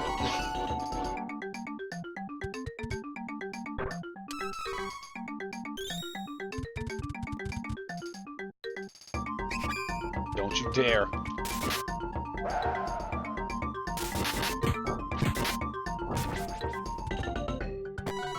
Beat him up.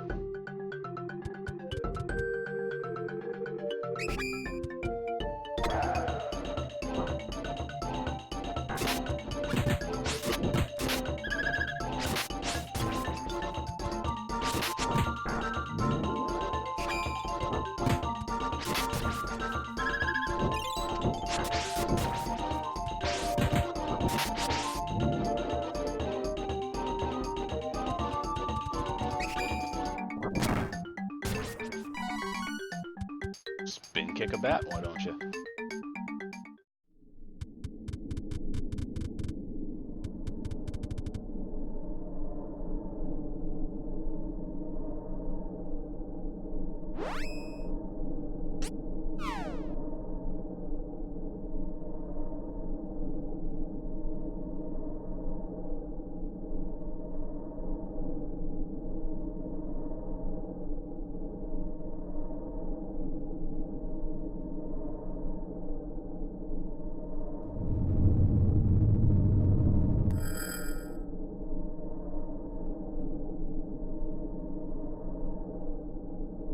I love the Magi Science explanation for why that works.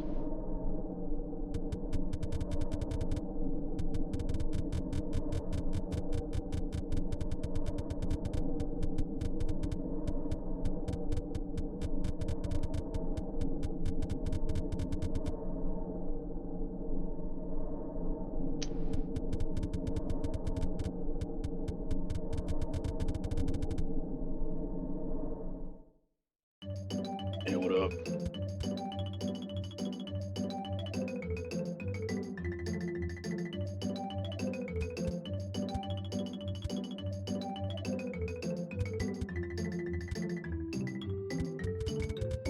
Nitromite. Alright, you know the drill. Find the weapon shop, find the armor shop.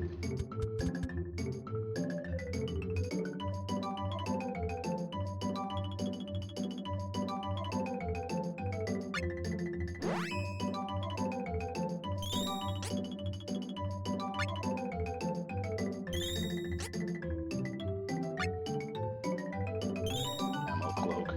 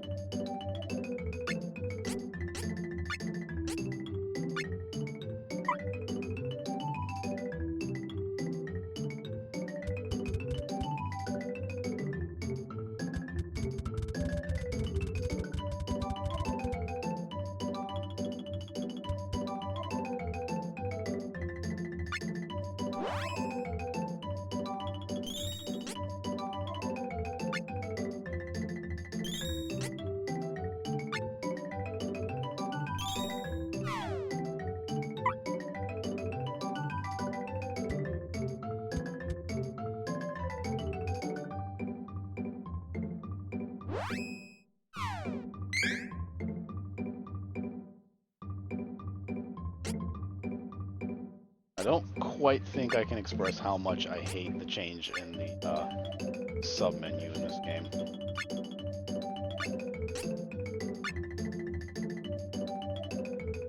It's just very slow and needlessly clunky, and just why? Ugh.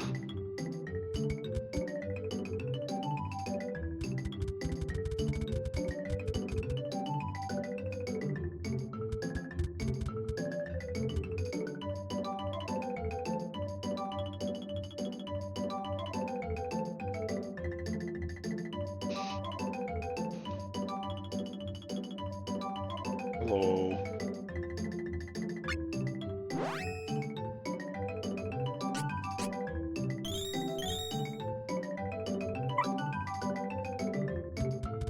Hopefully I don't get wrecked up too bad, because I don't feel like burning all my money on on Angel's Grails, sorry.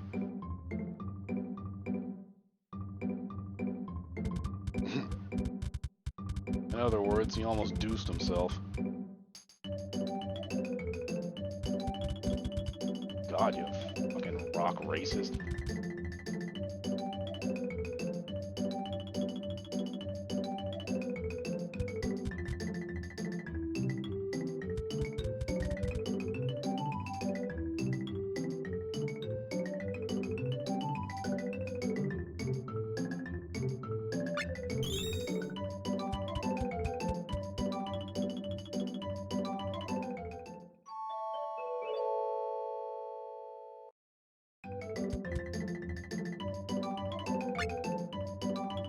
By the way, if at any point the stream starts looking weird or audio starts sounding wonky, let me know, because it's the only way I'm going to get better and make it better by fixing it or something.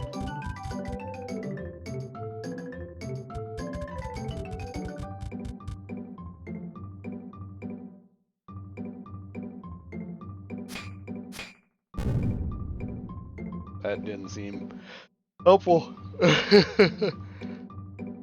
You're kind of weak for adventures. Thanks.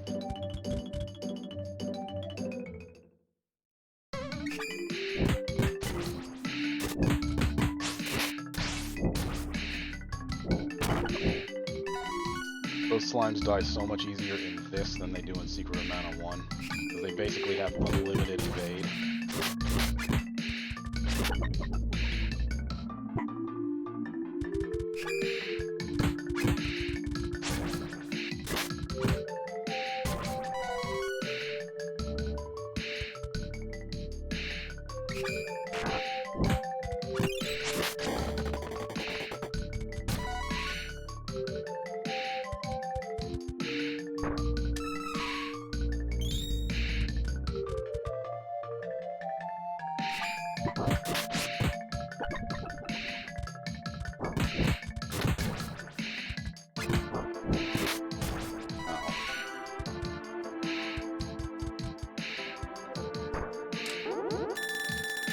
Really need to stop opening boxes with Hawkeye with Kevin's foot.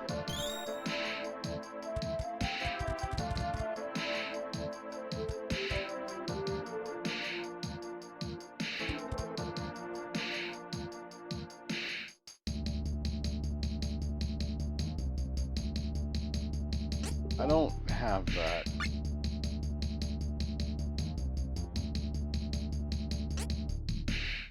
Come on, man.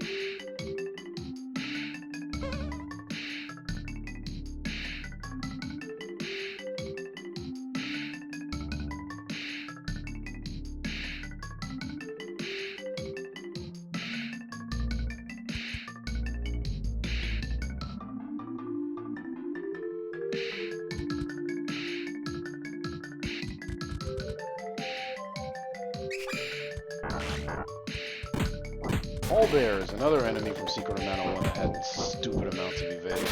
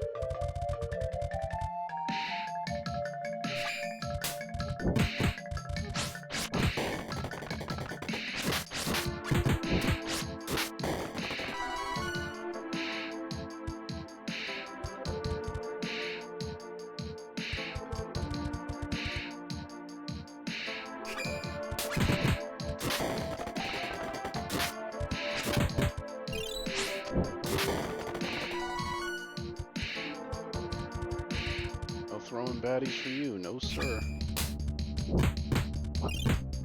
Oh god!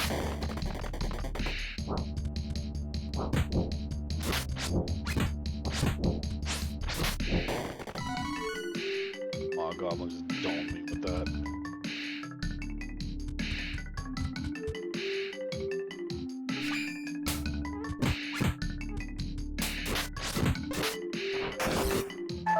Come on, dude.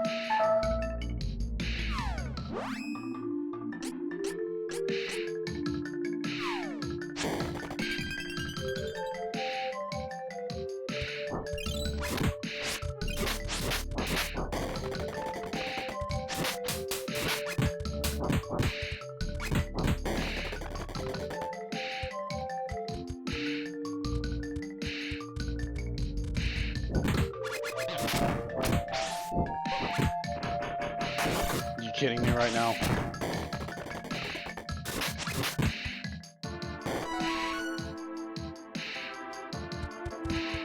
I think that's part of the reason that they're a little more liberal with the healing items in this game, because the enemies in this game can get the drop on you so easily.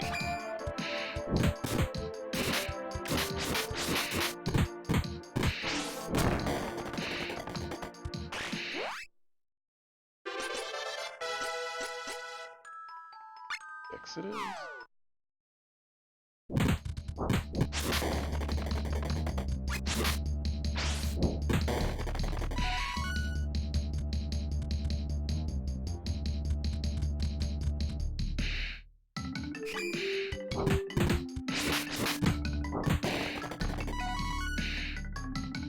I think this is the dead end, if I remember right. Yeah, I'm pretty sure this is the dead end.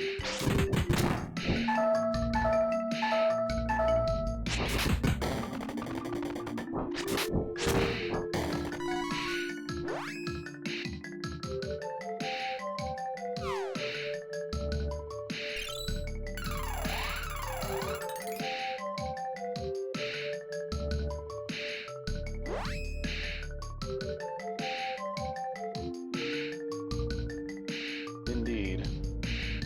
Oh, whoops, I didn't mean to do. Hedgehog.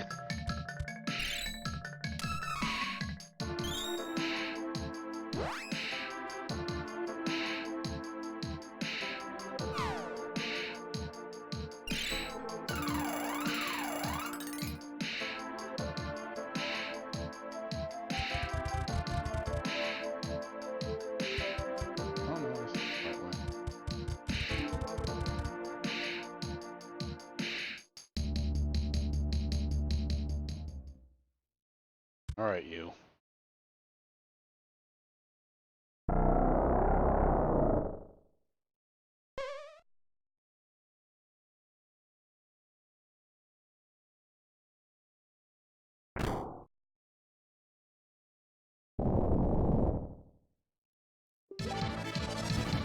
Ah, shit. Here we go again.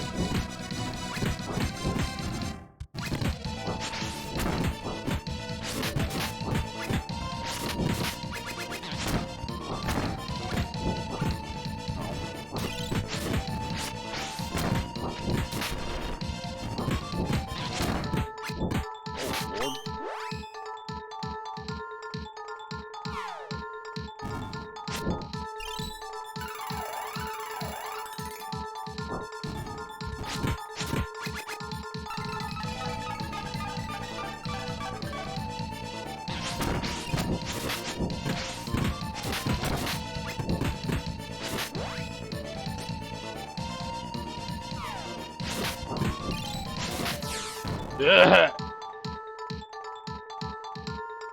That didn't hurt as much as I was expecting.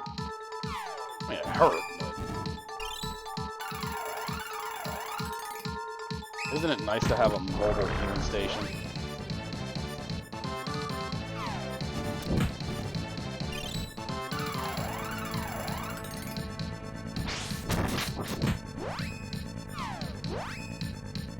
Oh, hell, she's out of MP.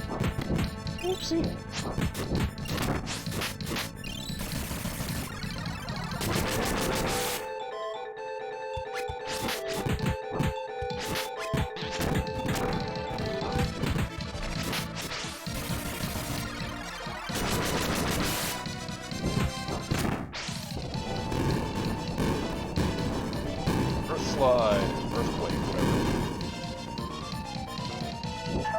Oh, whoa! Calm down there, buddy.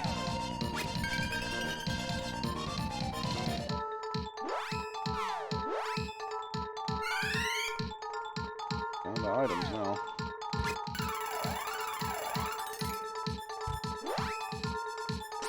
You guys see what I mean about the battle engine slowing up the combat, though, right? Like they did some things that are really, really nice, but other design decisions just don't really jive with how quick the original game felt. And while this game does have a much better story than the first game, with a lot more moving parts,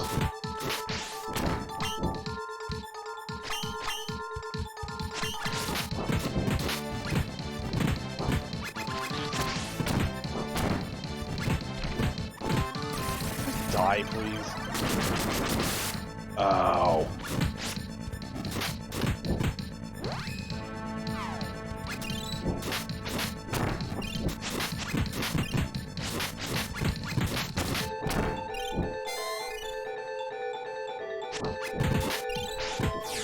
Ugh.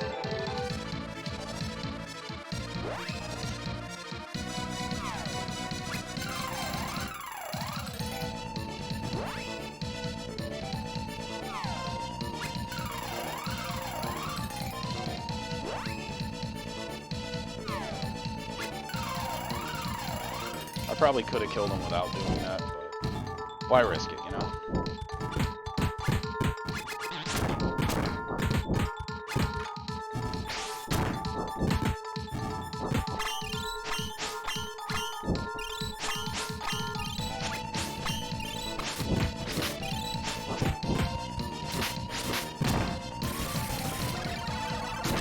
Ow.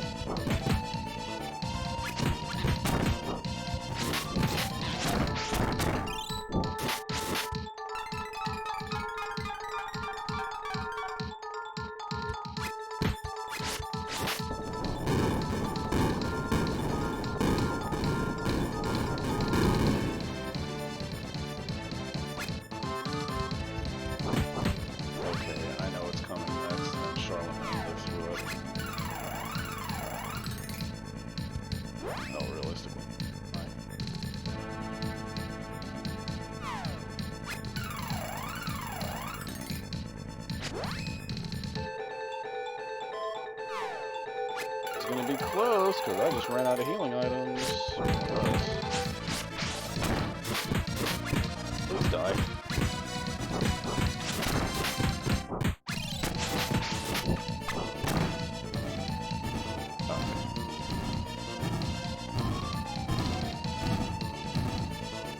Ugh.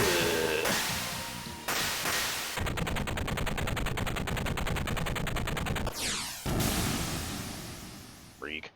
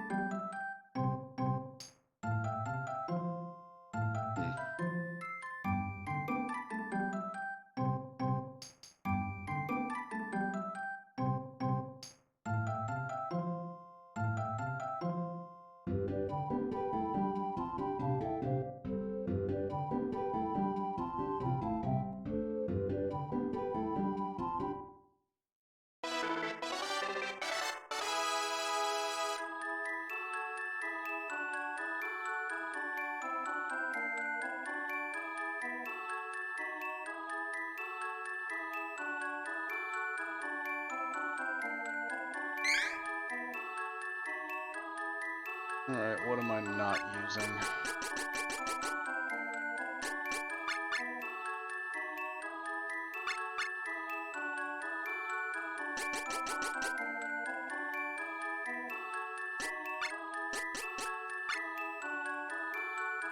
And just like that, I'm not out of candy anymore.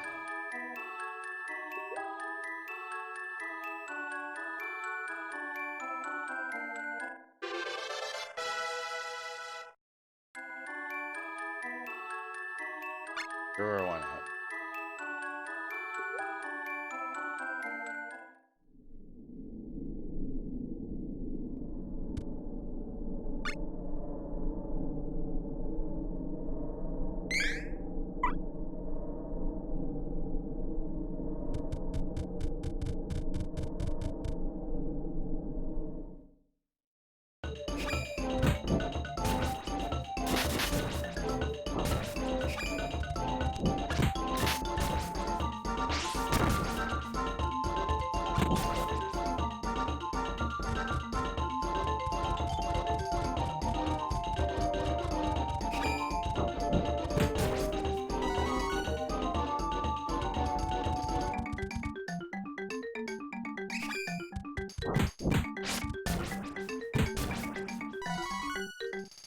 I didn't realize I'd been in that cave so long it turned daytime.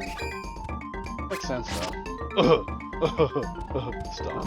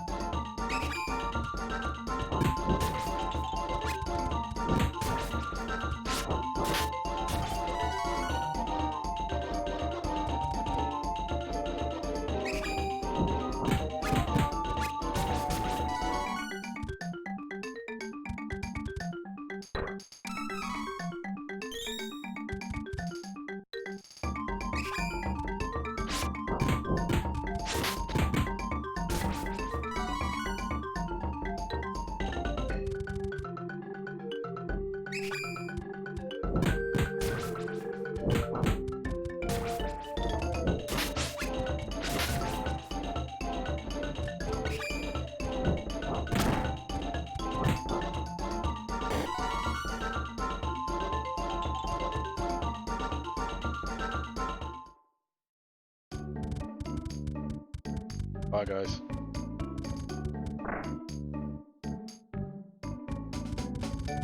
Hey, man.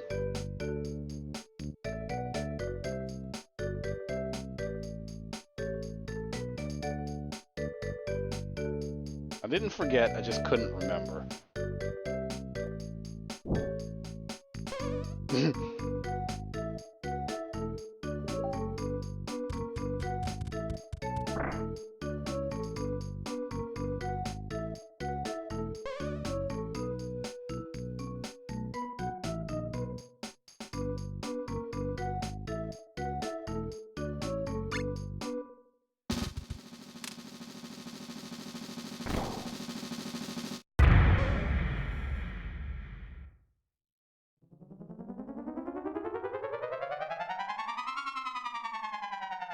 Hmm.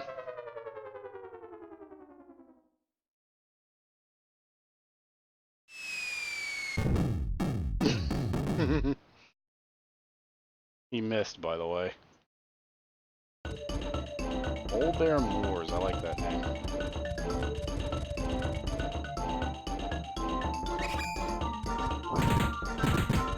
There's another enemy that I don't remember showing up in any of the other mana games, is the butterfly women. There's more of that spirit.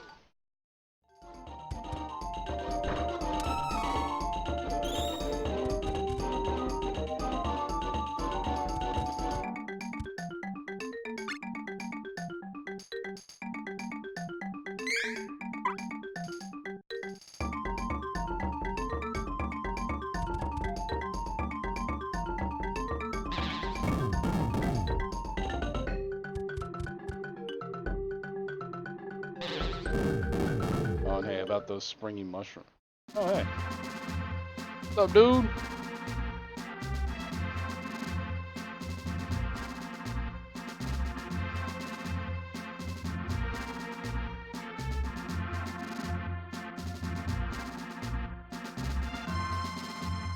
And yes, that is where my character gets his namesake. I just thought it was a neat name.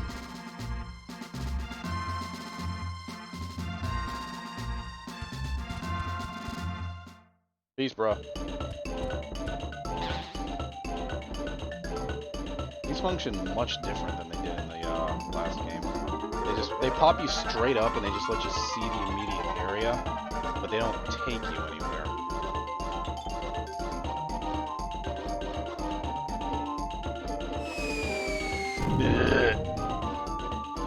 Please.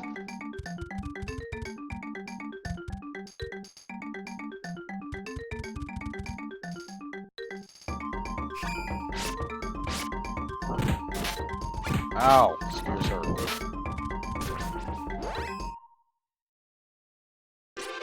I gotta get strong like Donkey Kong.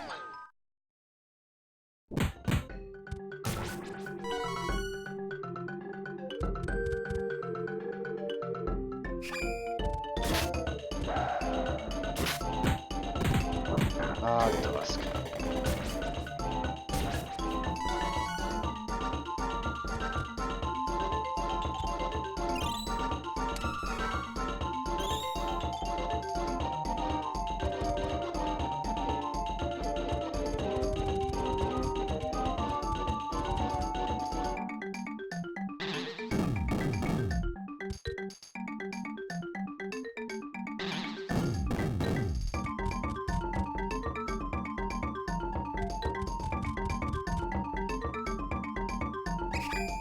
Oh no.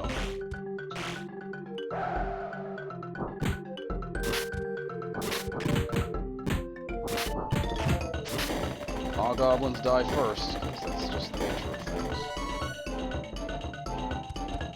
It's kind of nice that we're all so close together in level that we can all listen level one after another.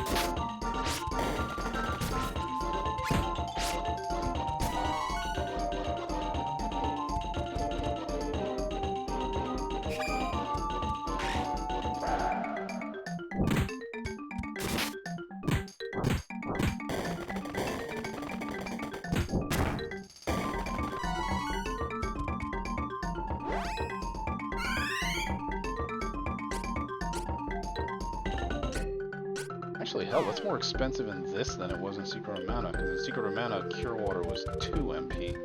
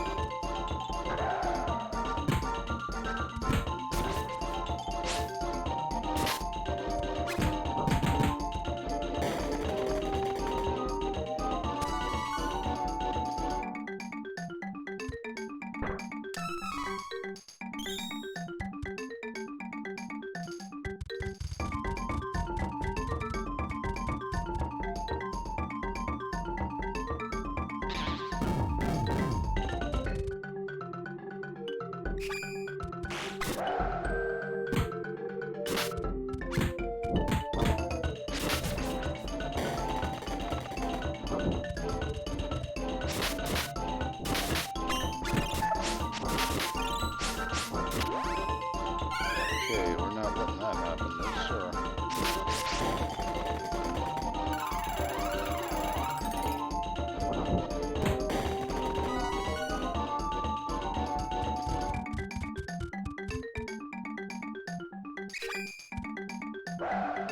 That's mole.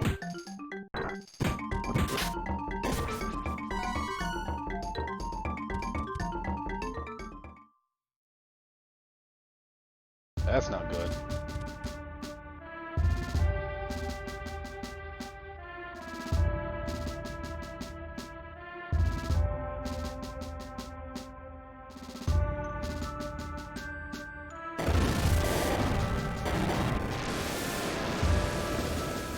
Ugh.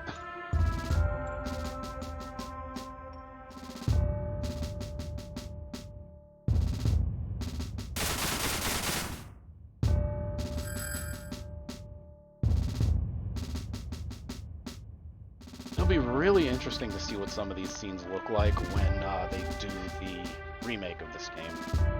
Because this guy, Corrin, the Crimson Wizard, is supposed to be super powerful, and it'll be really neat to see how they show that off.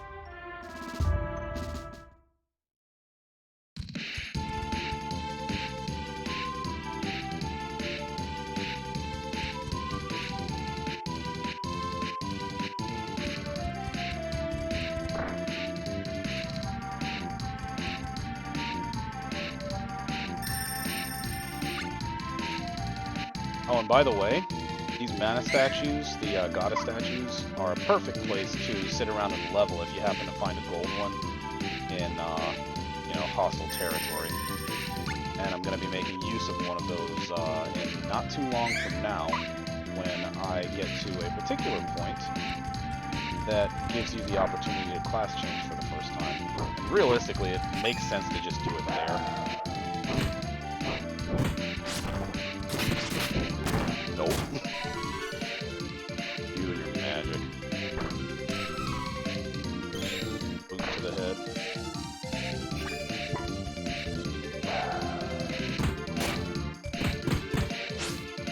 Black Mage got popped in the face.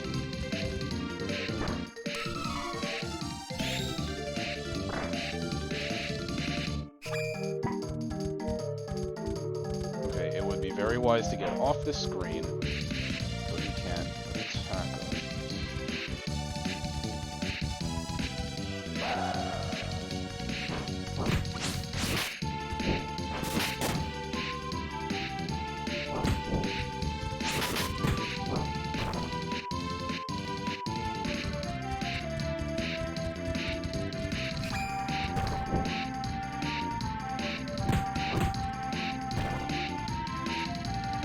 Fury.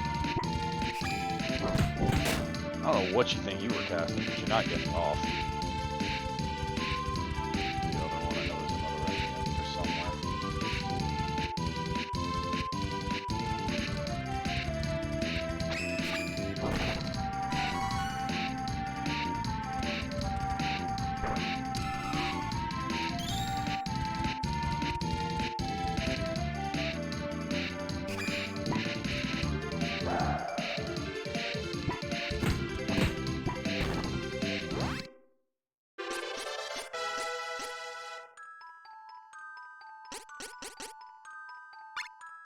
I really should take luck over dexterity, but...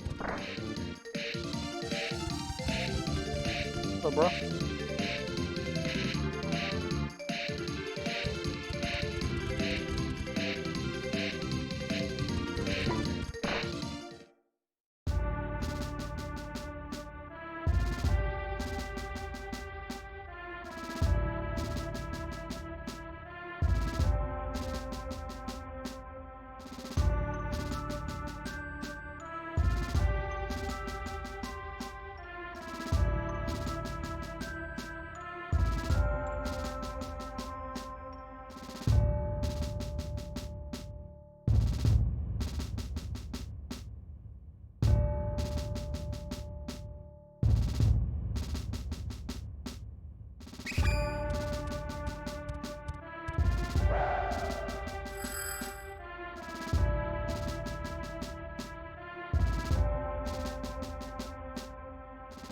Mr. Walk through walls with a red cape.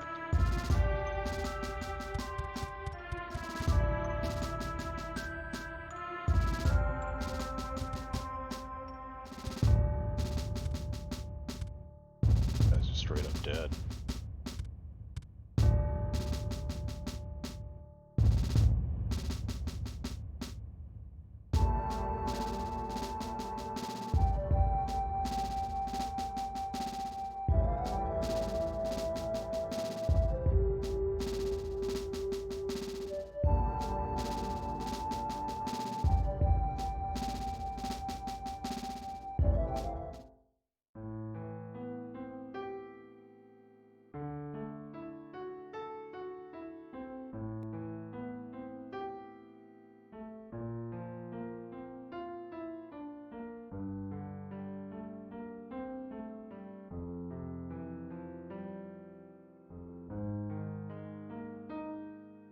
How you doing?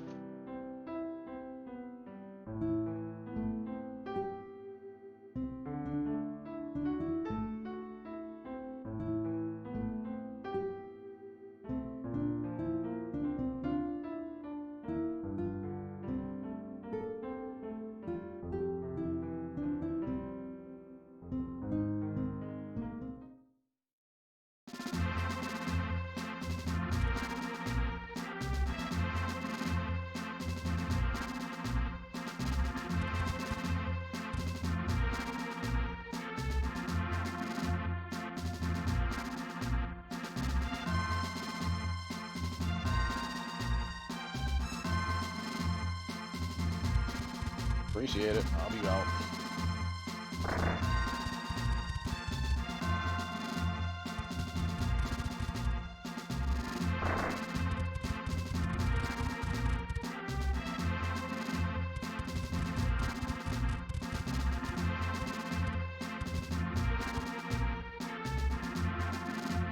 And see, that's the whole problem here is these are puns. It's, you know, bon voyages and adios, bonjour. You know.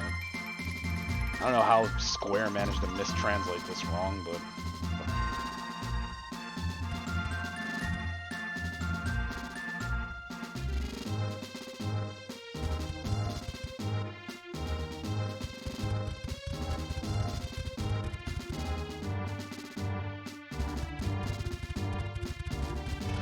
I don't remember if they sell anything here that I don't already have, but...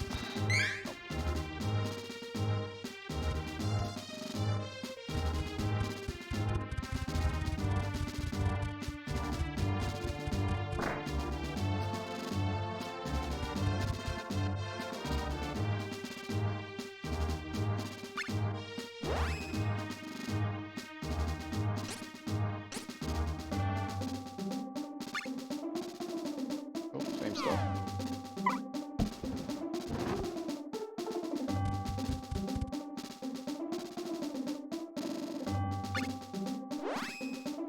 Oh, this is the first time you can buy accessories. Cool.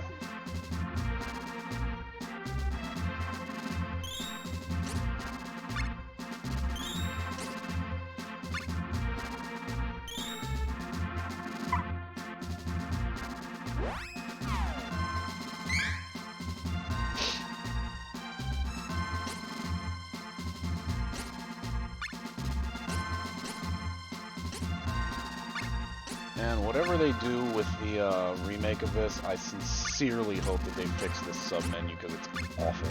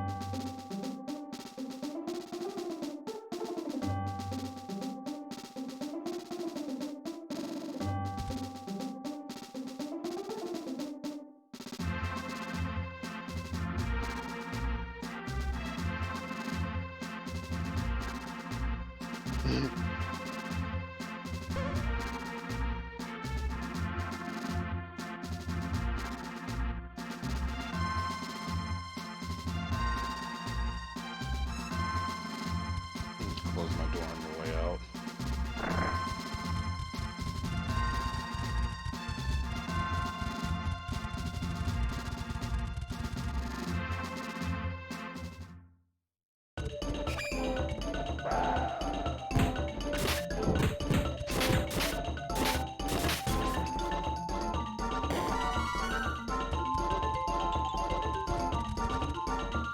Kevin's ability to become a werewolf matters way more at the beginning of the game than it really does at the end. Because by the time you get to the end of the game, you're, you know, doing 300-400 damage a swipe anyway.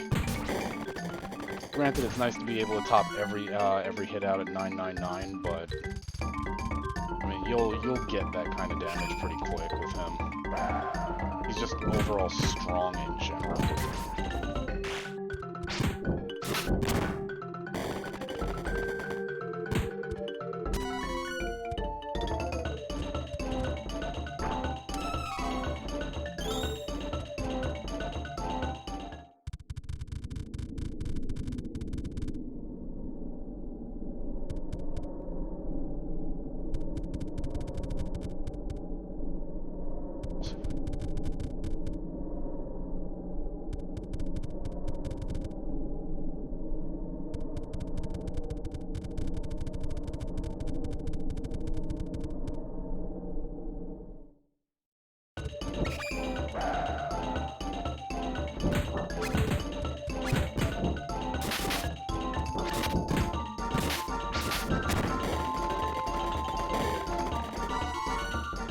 That lag though.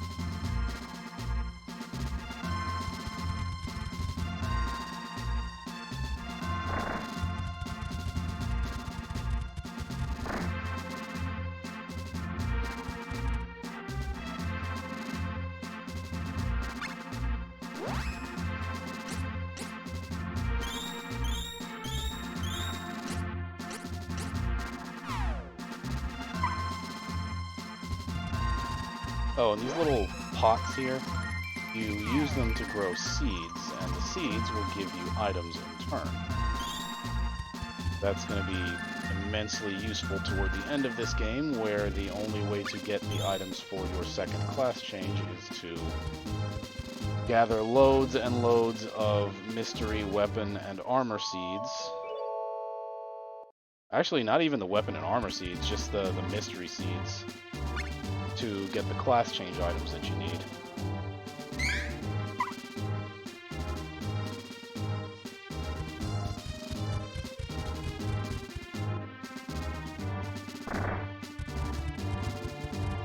Move it.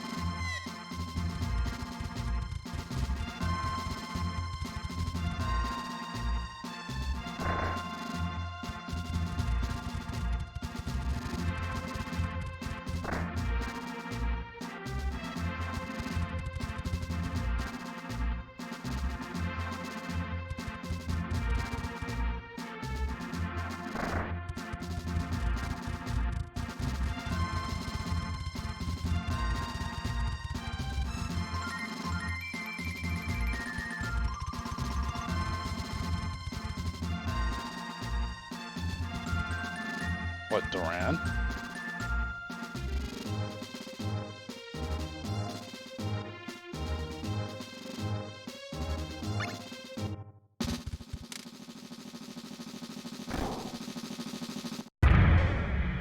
But it's facing the wrong way.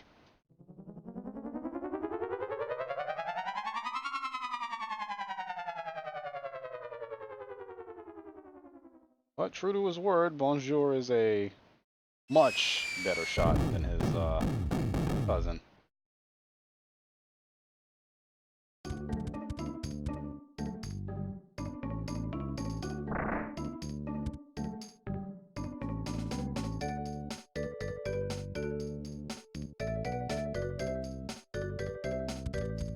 And that, ladies and gentlemen, is how Cannon Travel was born. Literally just some crazy dude. If you're selling anything new yet.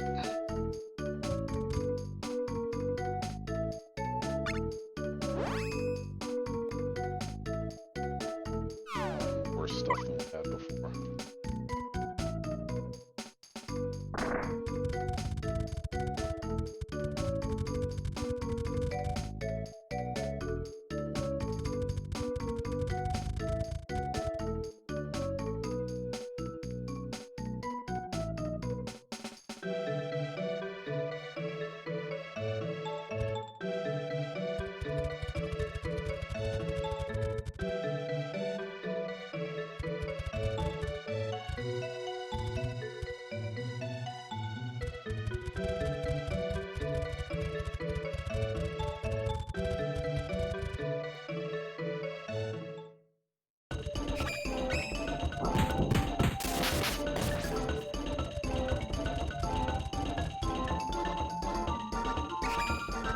Don't you dare.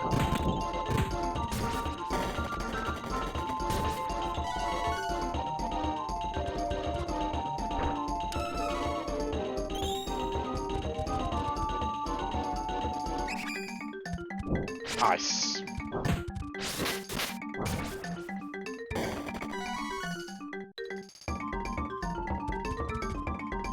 Very easy to miss the chests.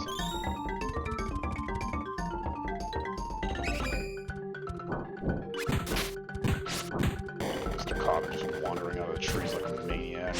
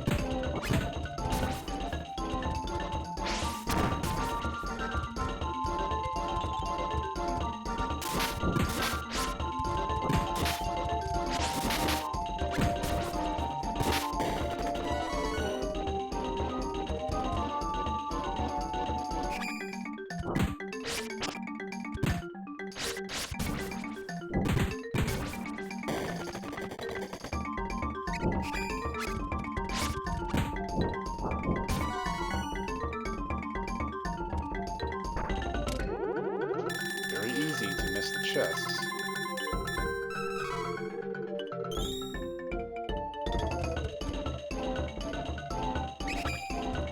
I swear there is a reason I'm going this way. We need to get to the other port in order to get to where we're going. And that where we're going is actually where I'm probably going to call the game. Once I get to the very, very end of that port.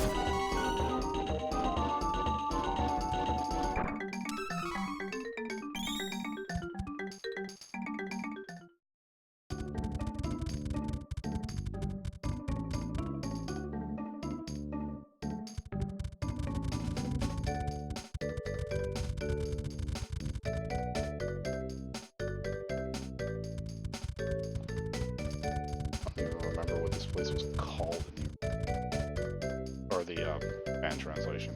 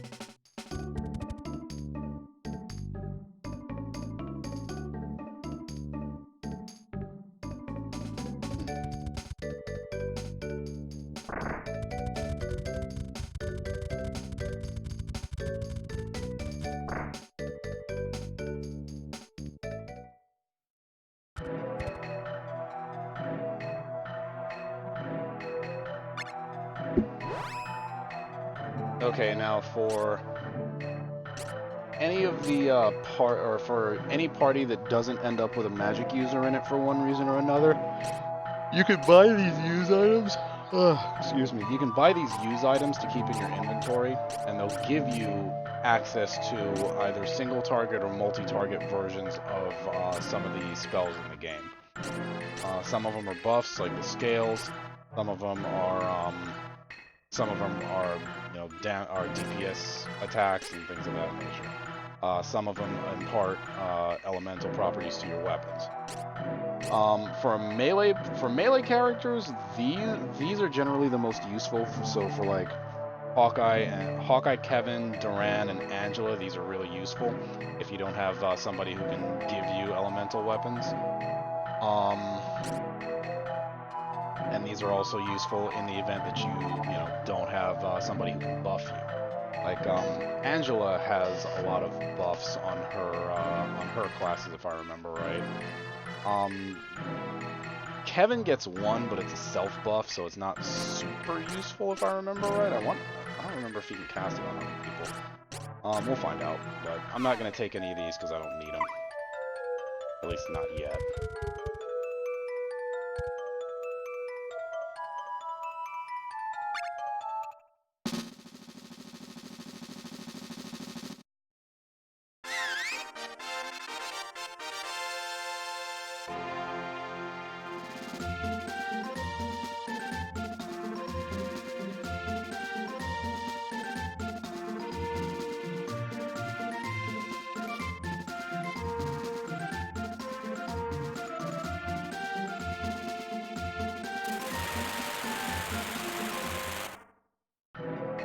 Always nice to see a show while you're out, huh?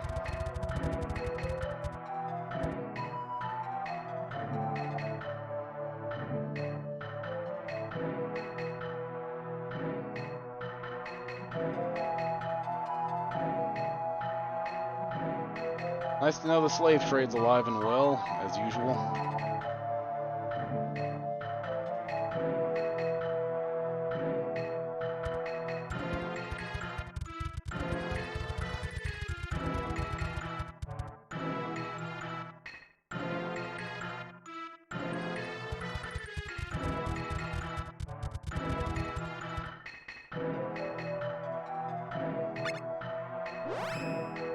And then these are a bunch of the throwing items that the enemies use. The only thing that I really find useful here is the Poto oils. Mainly the regular Poto oil because it's a multi-target healing item.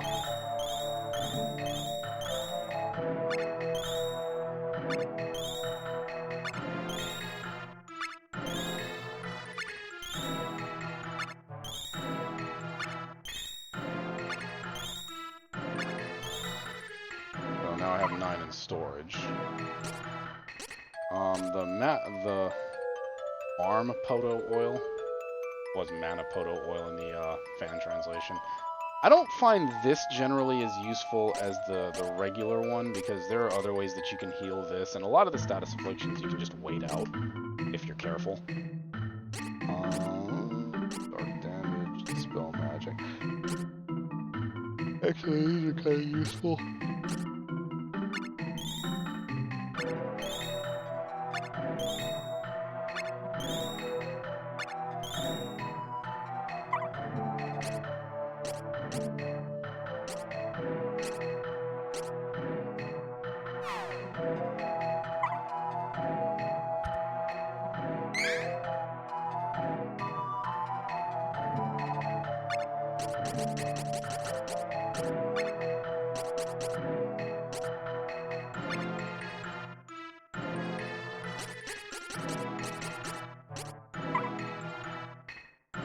Always remember to keep your inventory accurate. Because if you don't, you just buy stuff and keep it in storage. It's not going to do you any good because you can't use it. Anyway, let's get out of this place and go where we're supposed to be.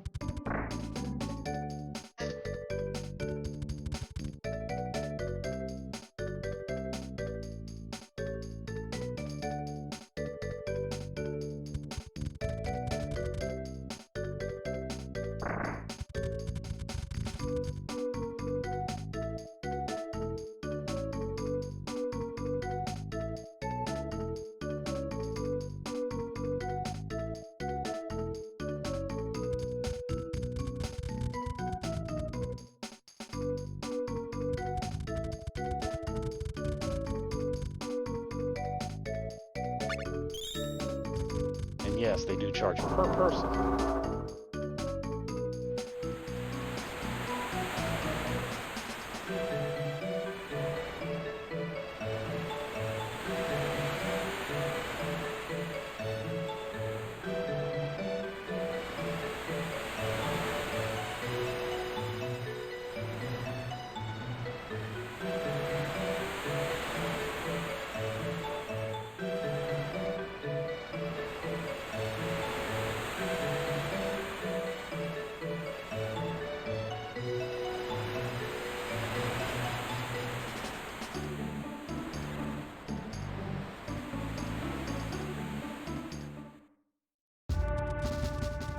And that music is never good news.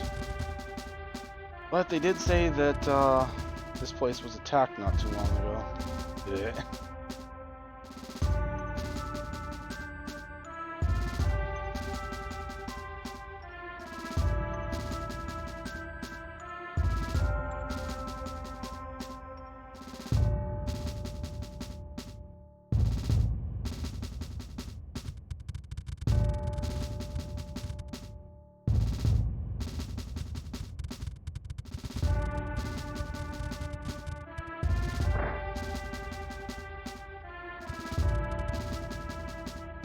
Hey guy, got anything to sell?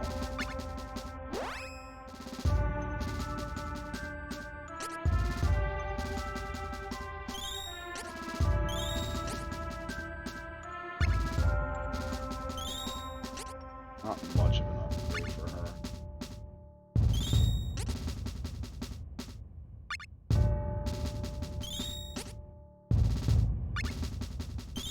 Ah, my wallet.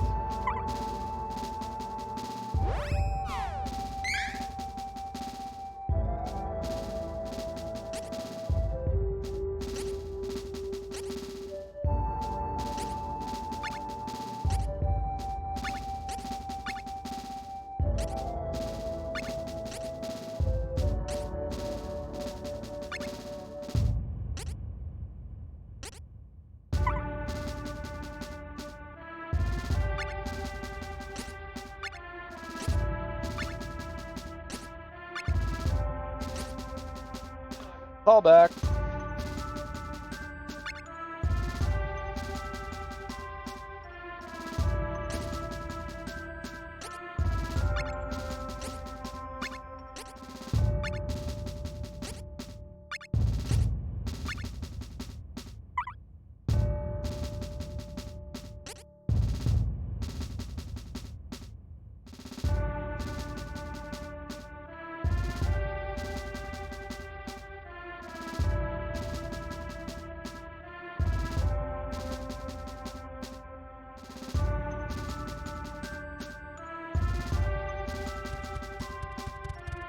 That's just the armor store, so where's the weapon store? Because the one that I'm doing. In, exit.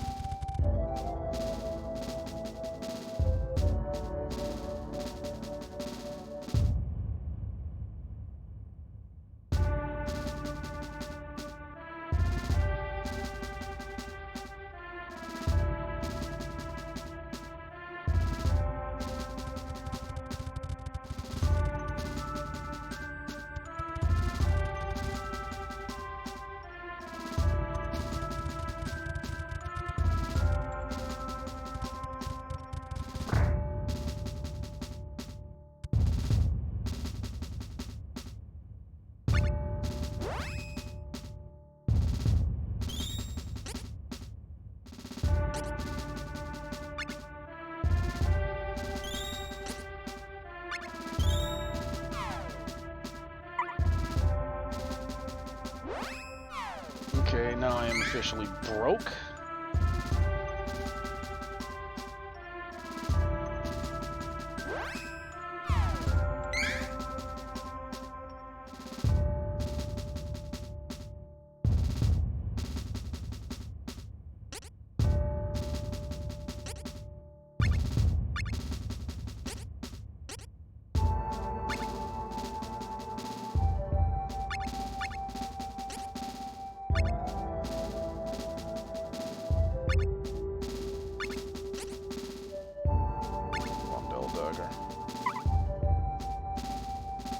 I should probably start selling some of this junk, because keeping old weapons isn't really useful. Yes.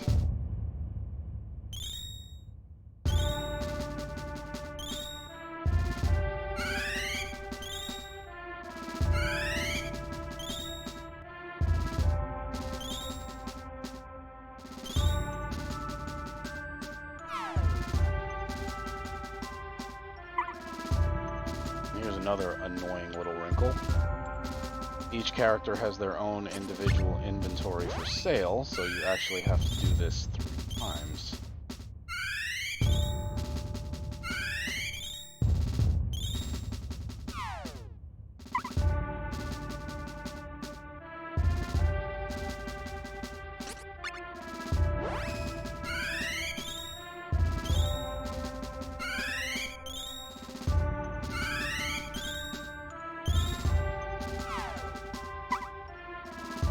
Again, another very odd design decision that I don't understand, but something we're gonna have to learn to live with, so let's get crack-a-lackin', we got work to do. In all honesty, this is a place I don't want to be tonight. But it is easier to fight here with Kevin at night.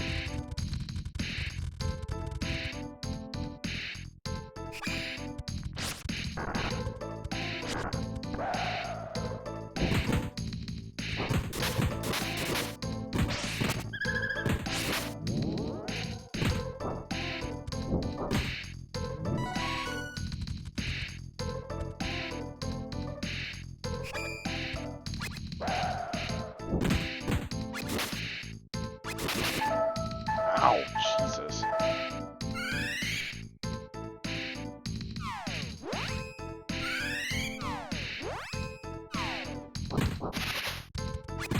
No, Carly, what are you doing?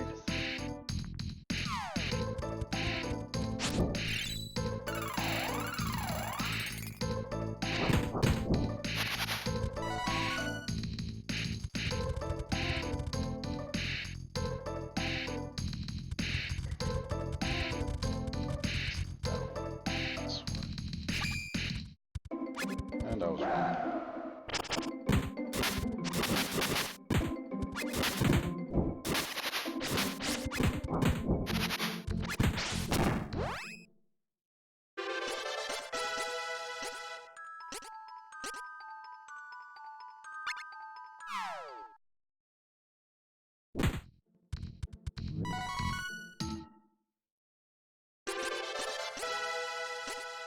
Can't do strength again. Yeah, they're weird. They're like the cockatrices from Secret of Mana 1. Am I behind a level on dexterity?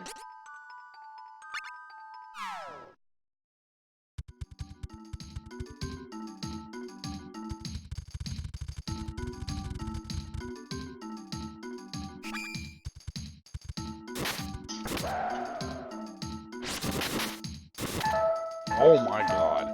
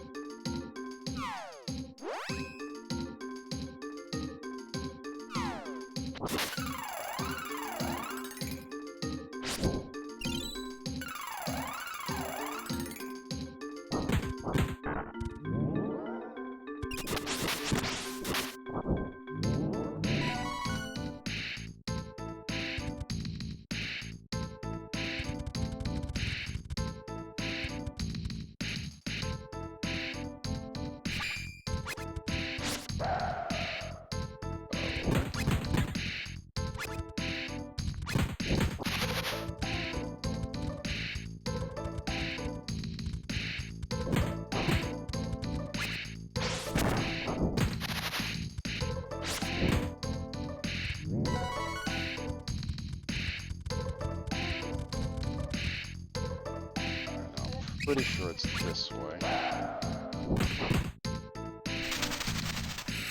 Ow!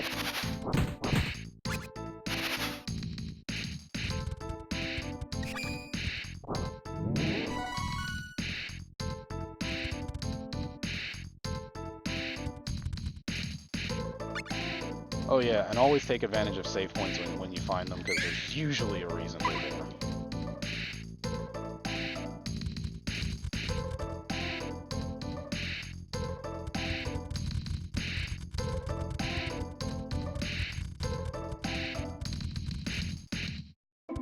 Now, they said something about a field and flowers or something.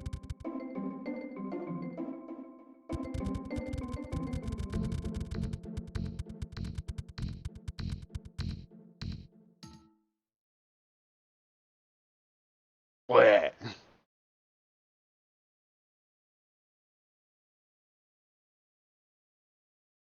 Sleep is a thing that happens. Oh, hey there, Reese.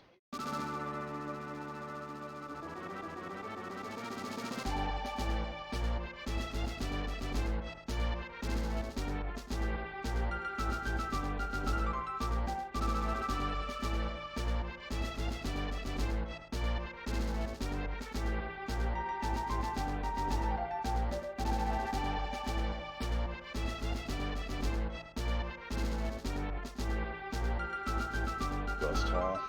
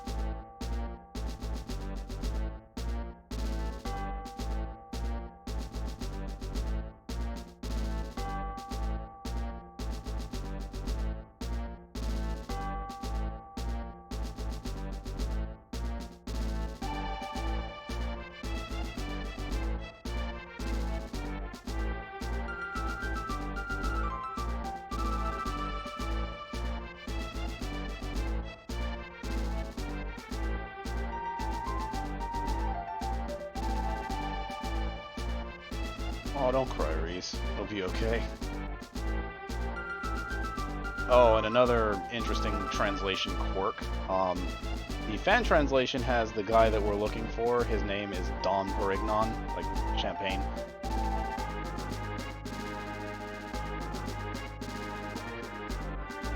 And they had what they are translated as Chorobokle, the chibi people. Minor mallet.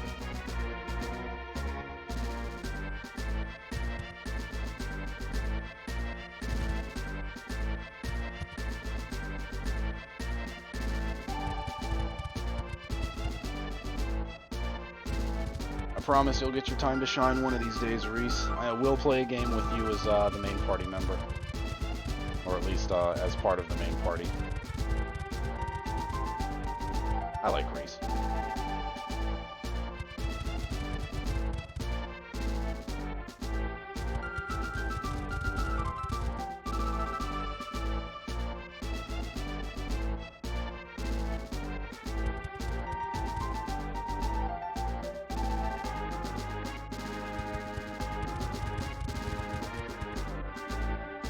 Oh, and in case anybody's wondering, when they said captain before, they meant Captain Reese, as in captain of the guards Reese.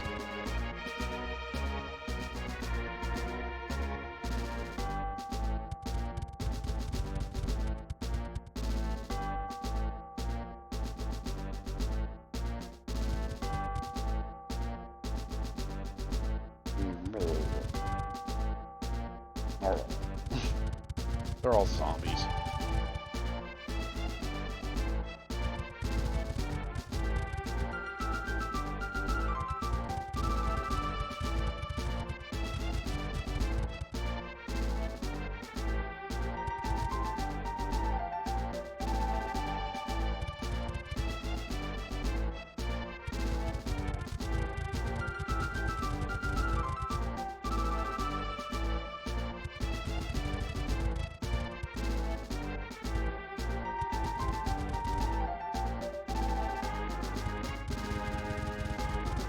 Kind of amazing that nobody managed to find your secret base, but...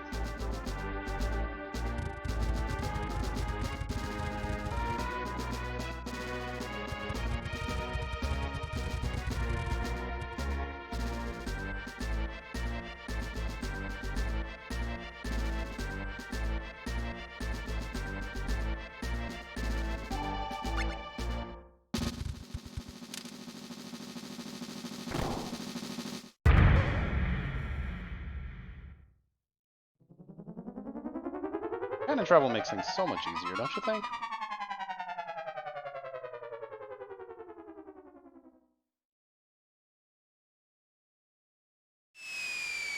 Ugh. Knees. Alright, where's that?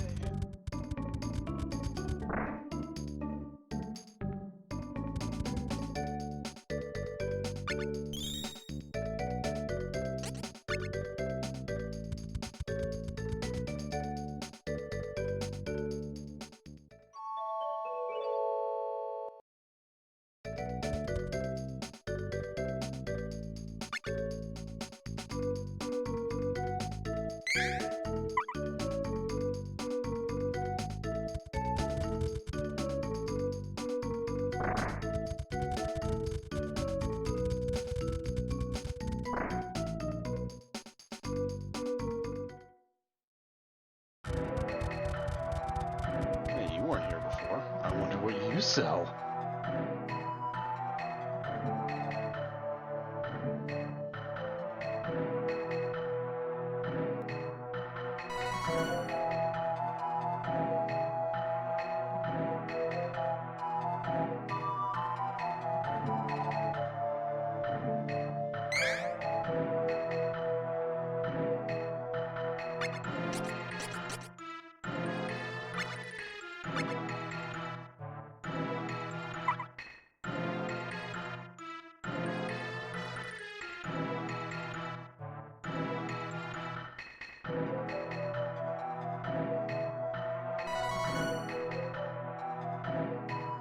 Oh, you crazy old bird.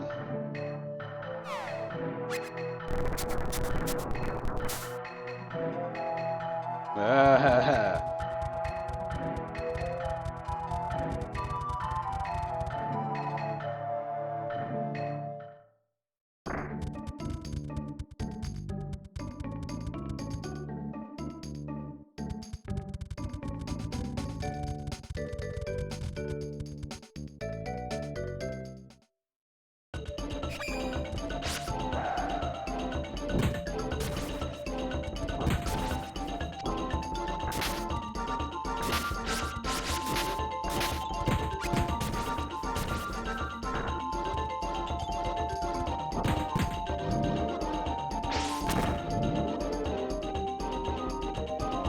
Badass over here already doing over 100 damage.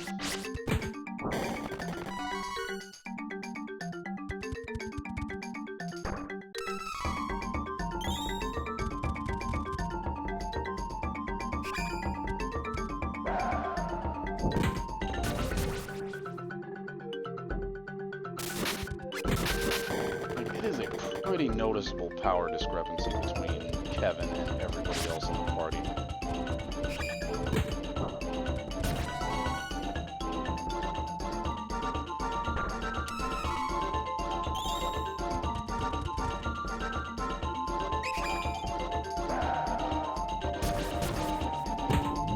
Seriously.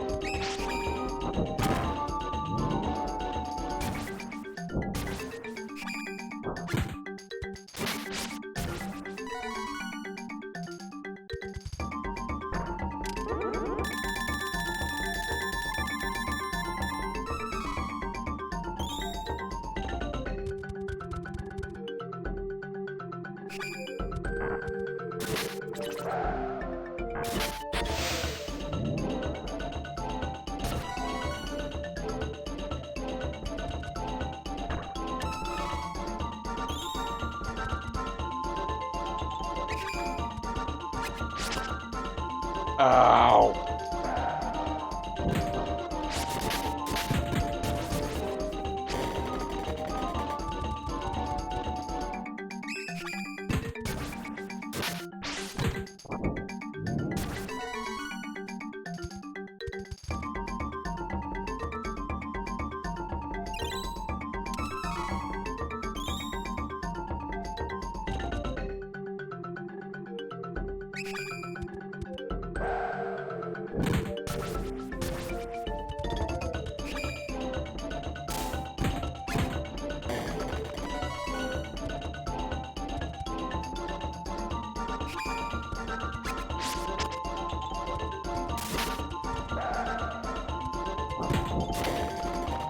And that's another thing that you're going to get used to playing this game, is enemies just instantly sneak attacking you as soon as you walk on the screen without you having any chance to respond or react to it.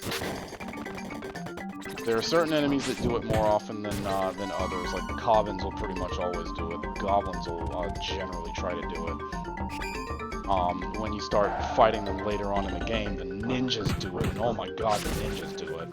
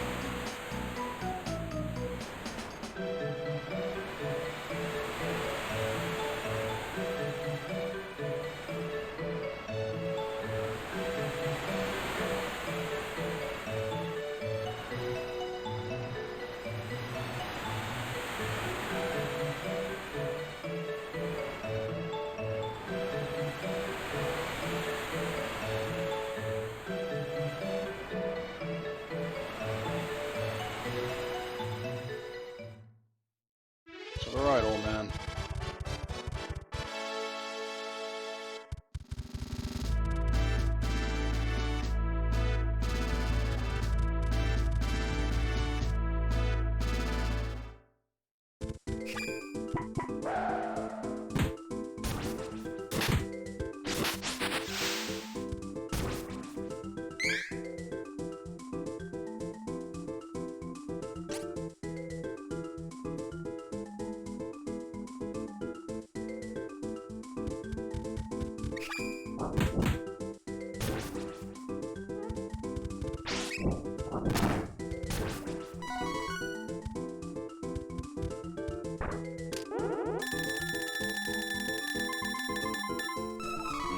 Cough, cough, cough, cough, cough, cough, cough, cough, cough.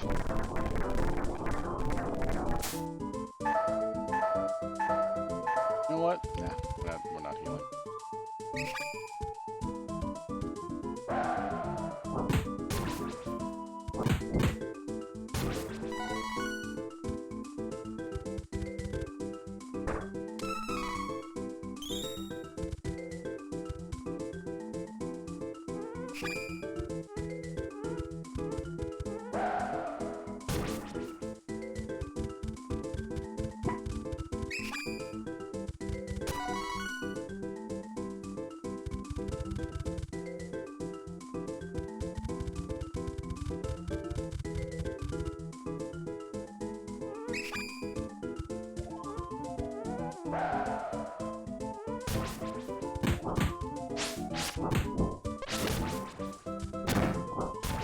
nuts that you're seeing Silktail so early in the game, huh?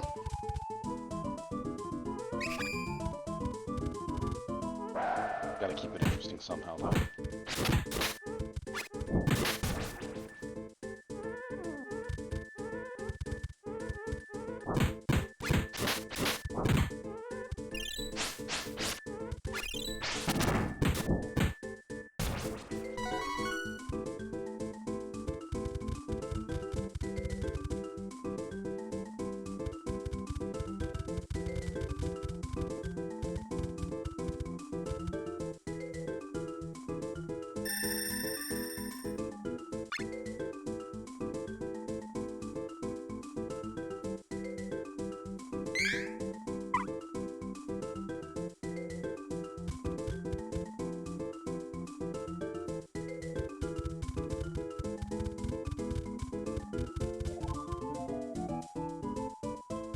Drawer buckles.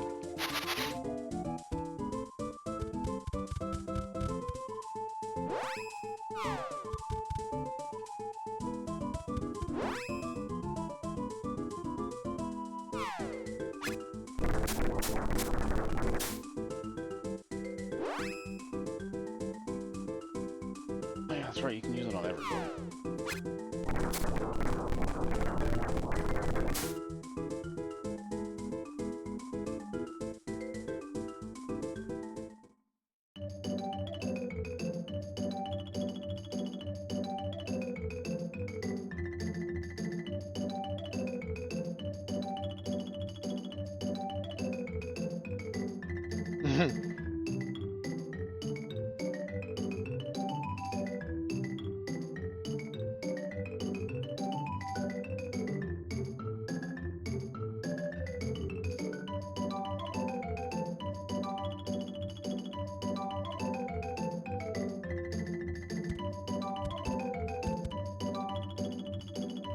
You're in the way.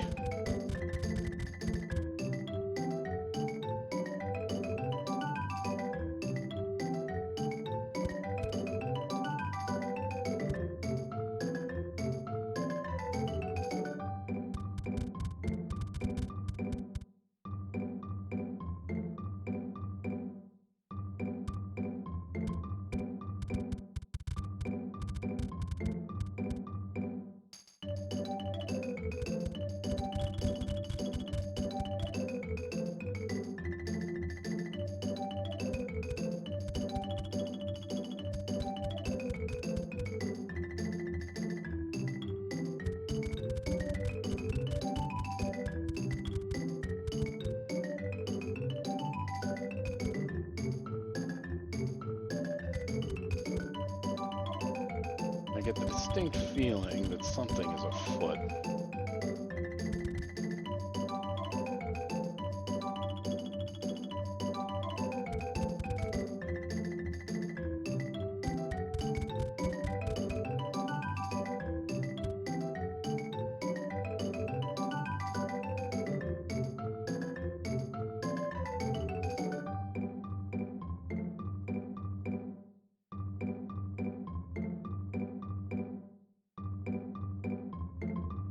That's a beat bike.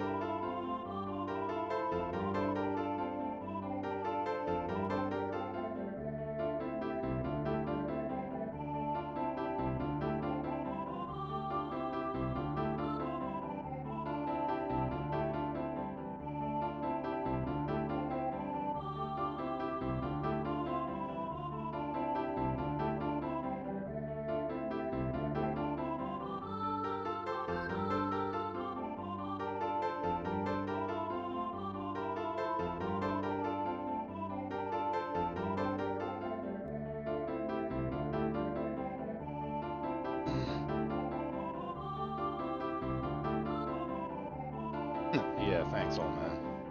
Anyway.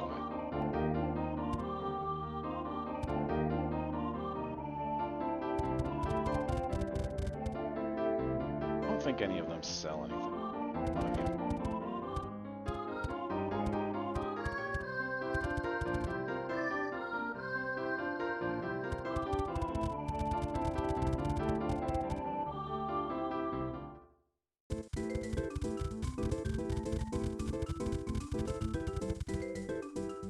probably not safe to run around like that.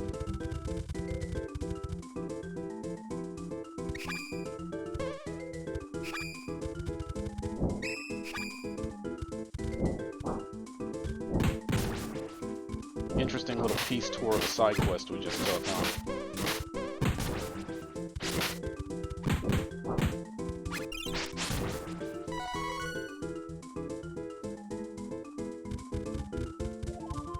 And now with haste, I need to get back to Lorant.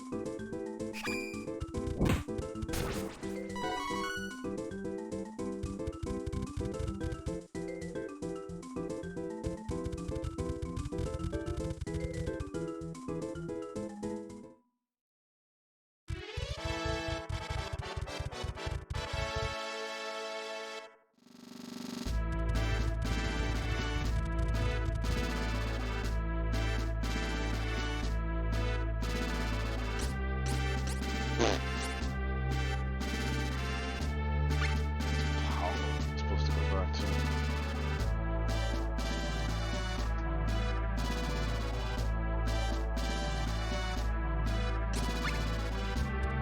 Wait, what?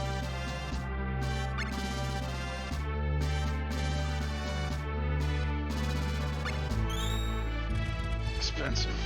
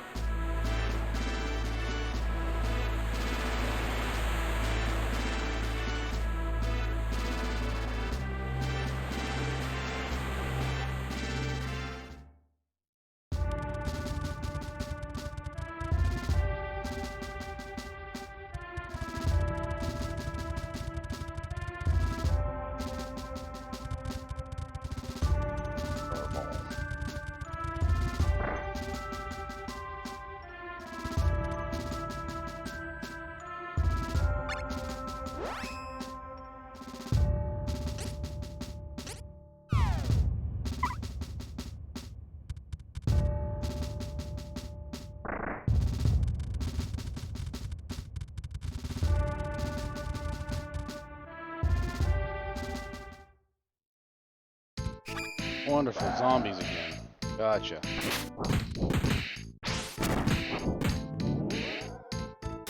Ow.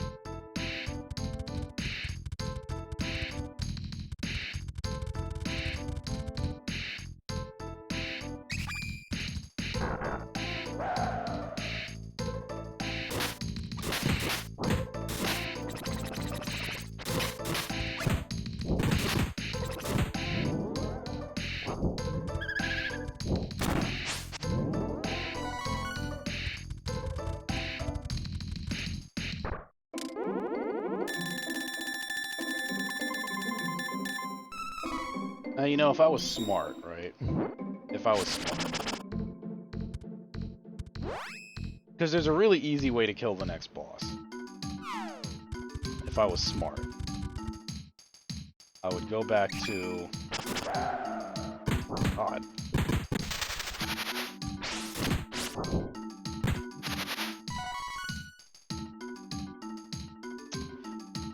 Now would be the time to do it. Yeah, let's do that.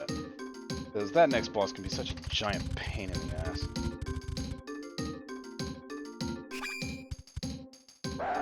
Of course, that means I put more in cap there, but... back up off me.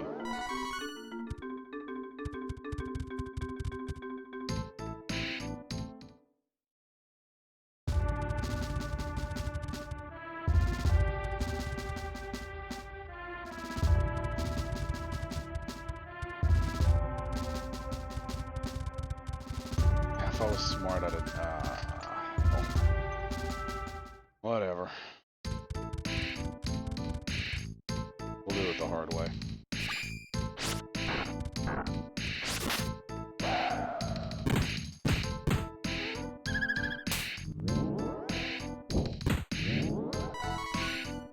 Stomp him in nuts. I'm gonna stomp him in nuts.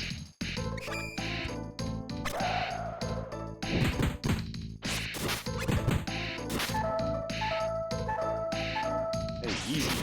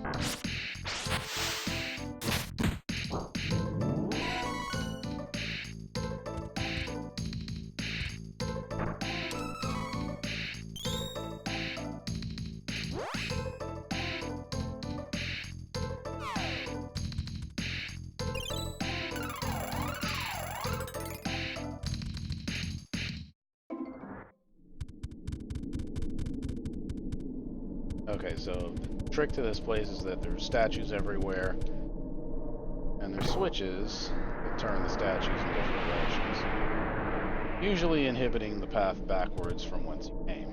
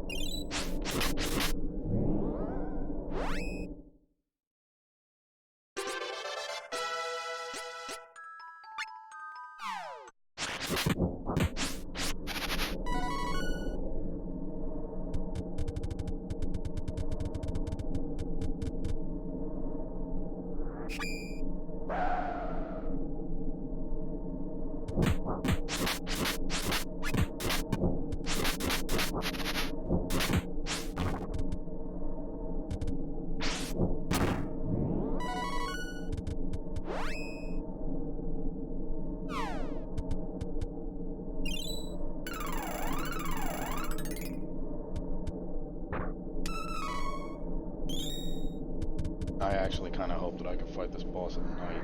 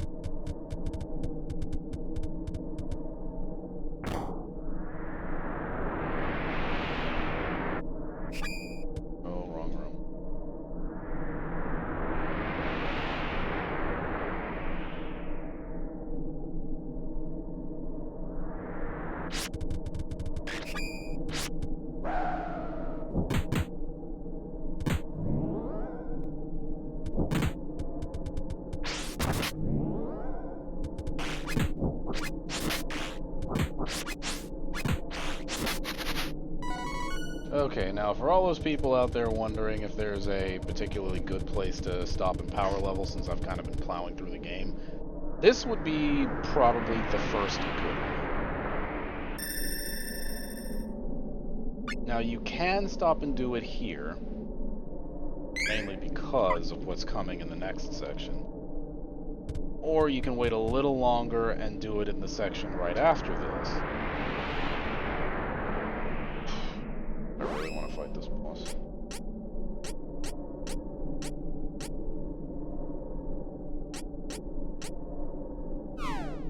We'll find out, I guess.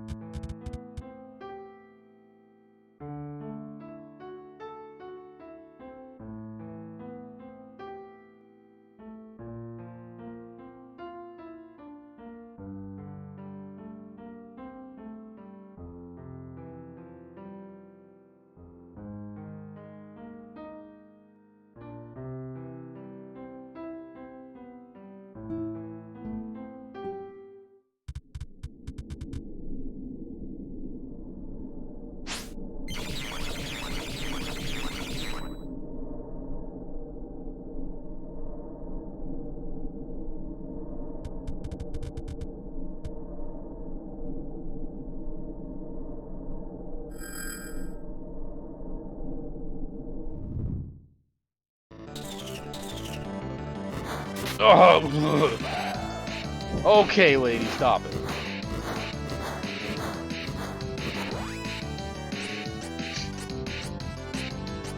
And without my skins.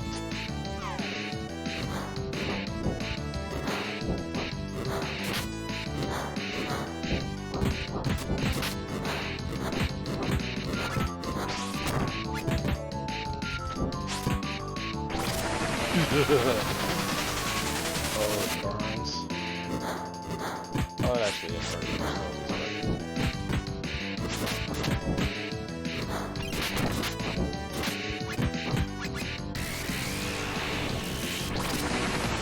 Feel that though.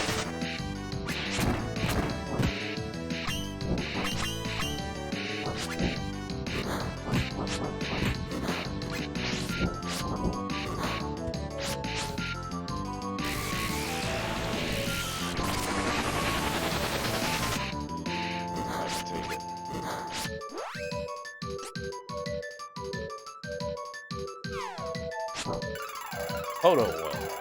Very useful.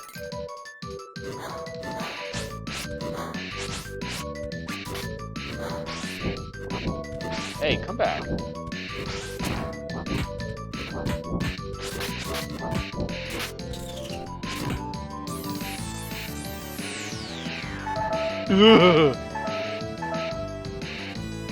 That is an excuse to use some photo oil if ever there was one. The problem with photo oil is it isn't as potent as a single target heal, but hey, put her down.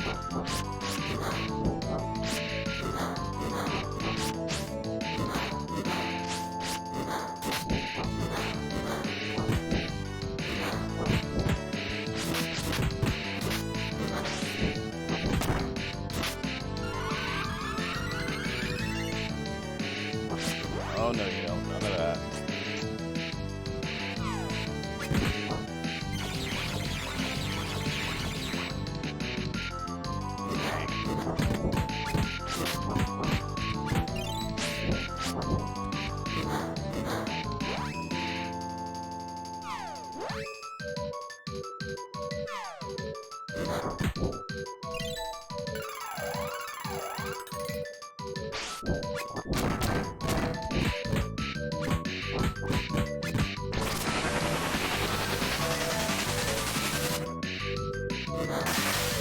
Oh damn, I killed her.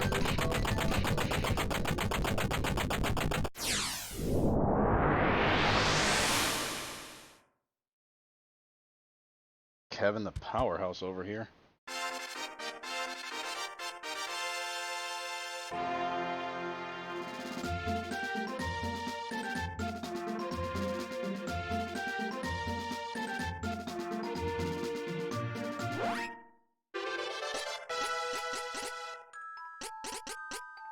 Ninja boy needs more luck.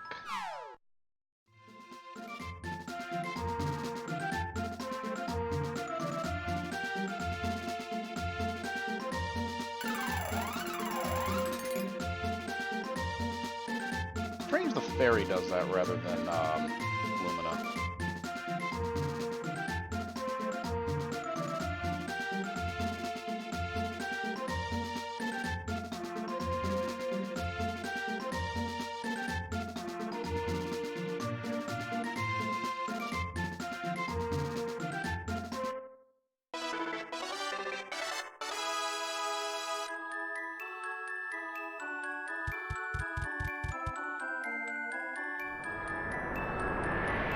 Okay. Remember where this thing is, because you're going to be coming back here shortly. Or I'm going to be coming back here shortly.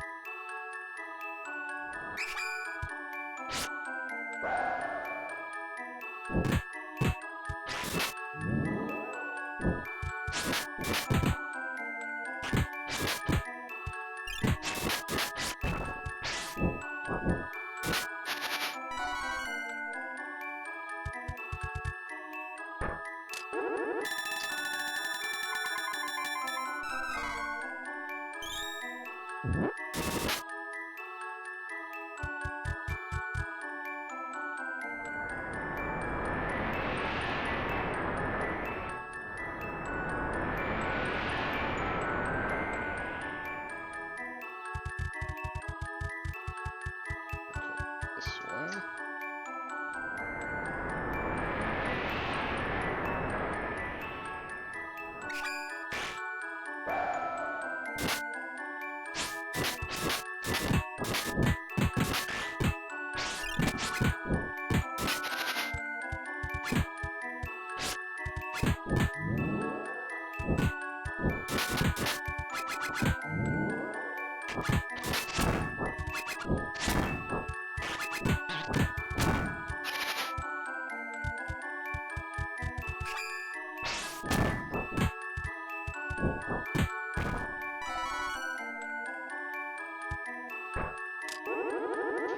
Why do I keep opening boxes with Kevin?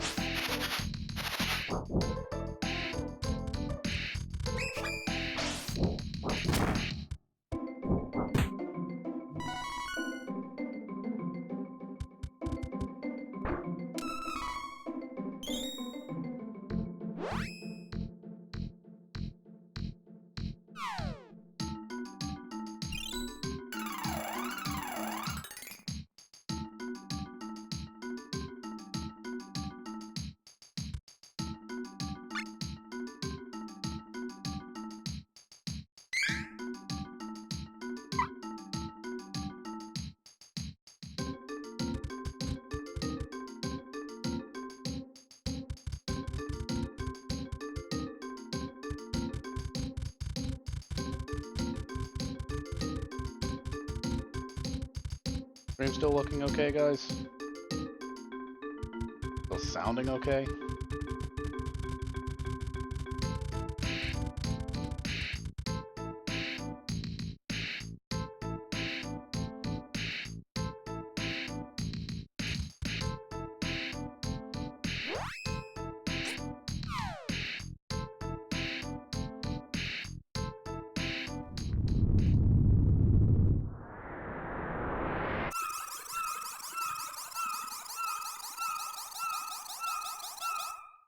Anybody who played Secret of Mana remembers that as Sleep Flower. And it does the exact same thing in this that it did in that game.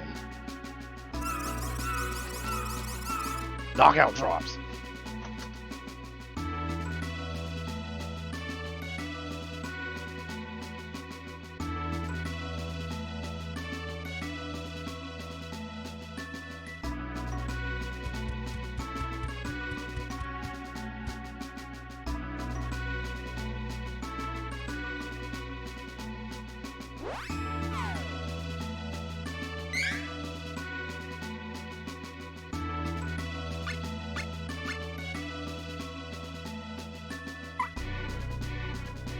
Menus lag so much.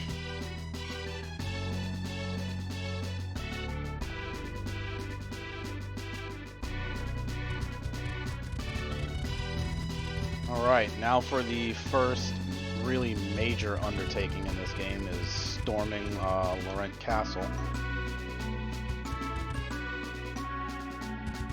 And reclaiming it for the Amazons.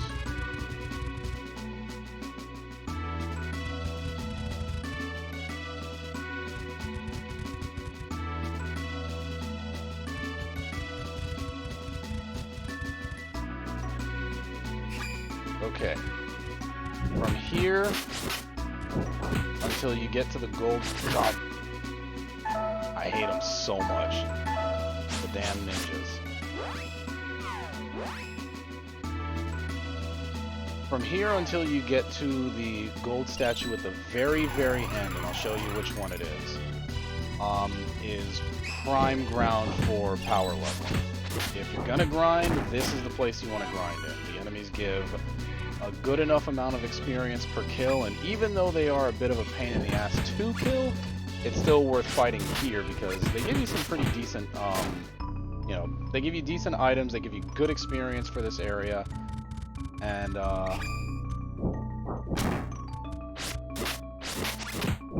mean, in general, it's quicker than going back and forth up the mountain path.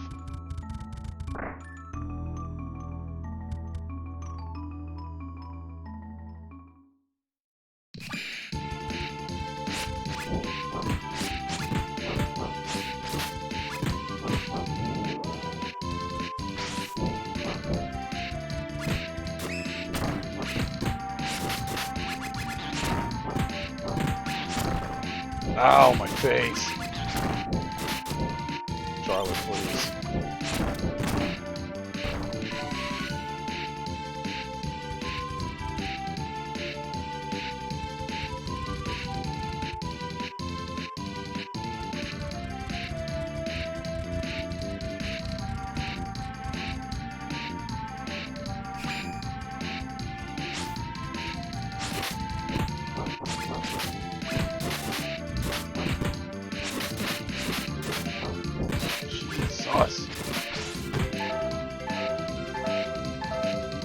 Oh, Charlotte. Oh, Charlotte. Please don't die.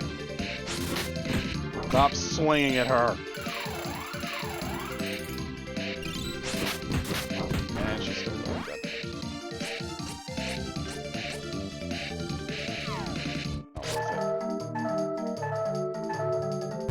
Oh my god. Did I really almost get game over there? What the hell?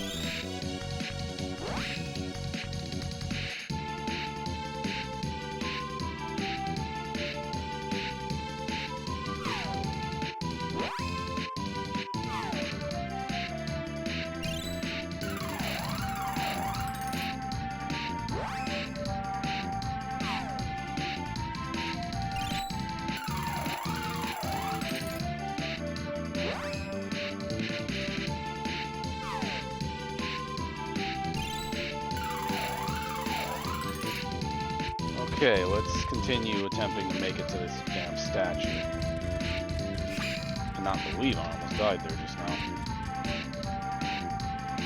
Actually, yes I can. So area sucks. Okay, fair warning, this is just an empty room. This is just a closed room with a fight in it. The actual path is this way.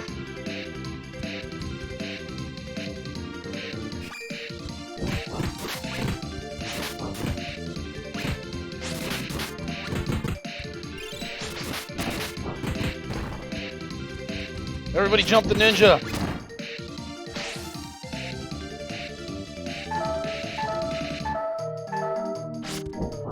I hate the friggin' ninjas.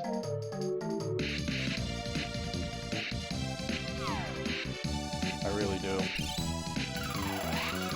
They hit way too hard, and they are super trigger happy when it comes to using their specials.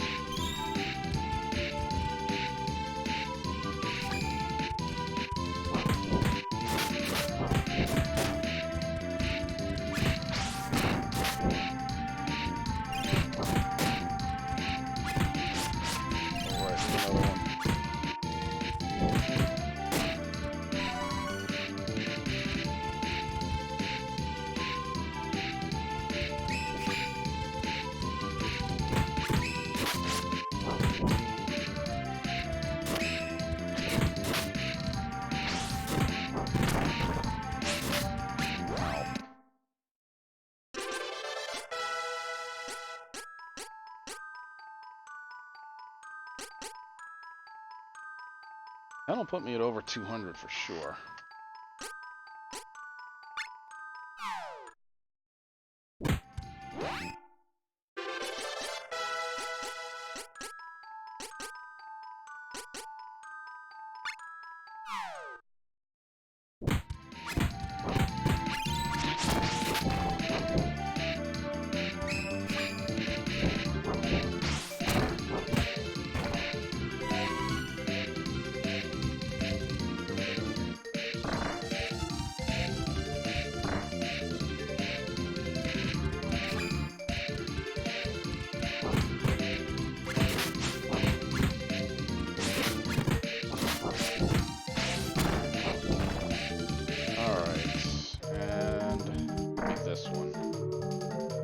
This is the point of no return in this area. You want to do your power leveling, this is where you sit, and this is where you fight. 2 rooms to the left of here is where the next boss is, and in all honesty, I don't really feel like going to that boss right now because 1, I'm probably going to get my head caved in if I go there now, and 2, I've been streaming for 4 hours, and from what I've been told, people tend to get bored after about that point, so this is actually exactly where I wanted to call it because I'm going to be doing some power leveling to, you know, catch myself up to where I know I need to be for this boss. And, I'm going to do that on the next stream,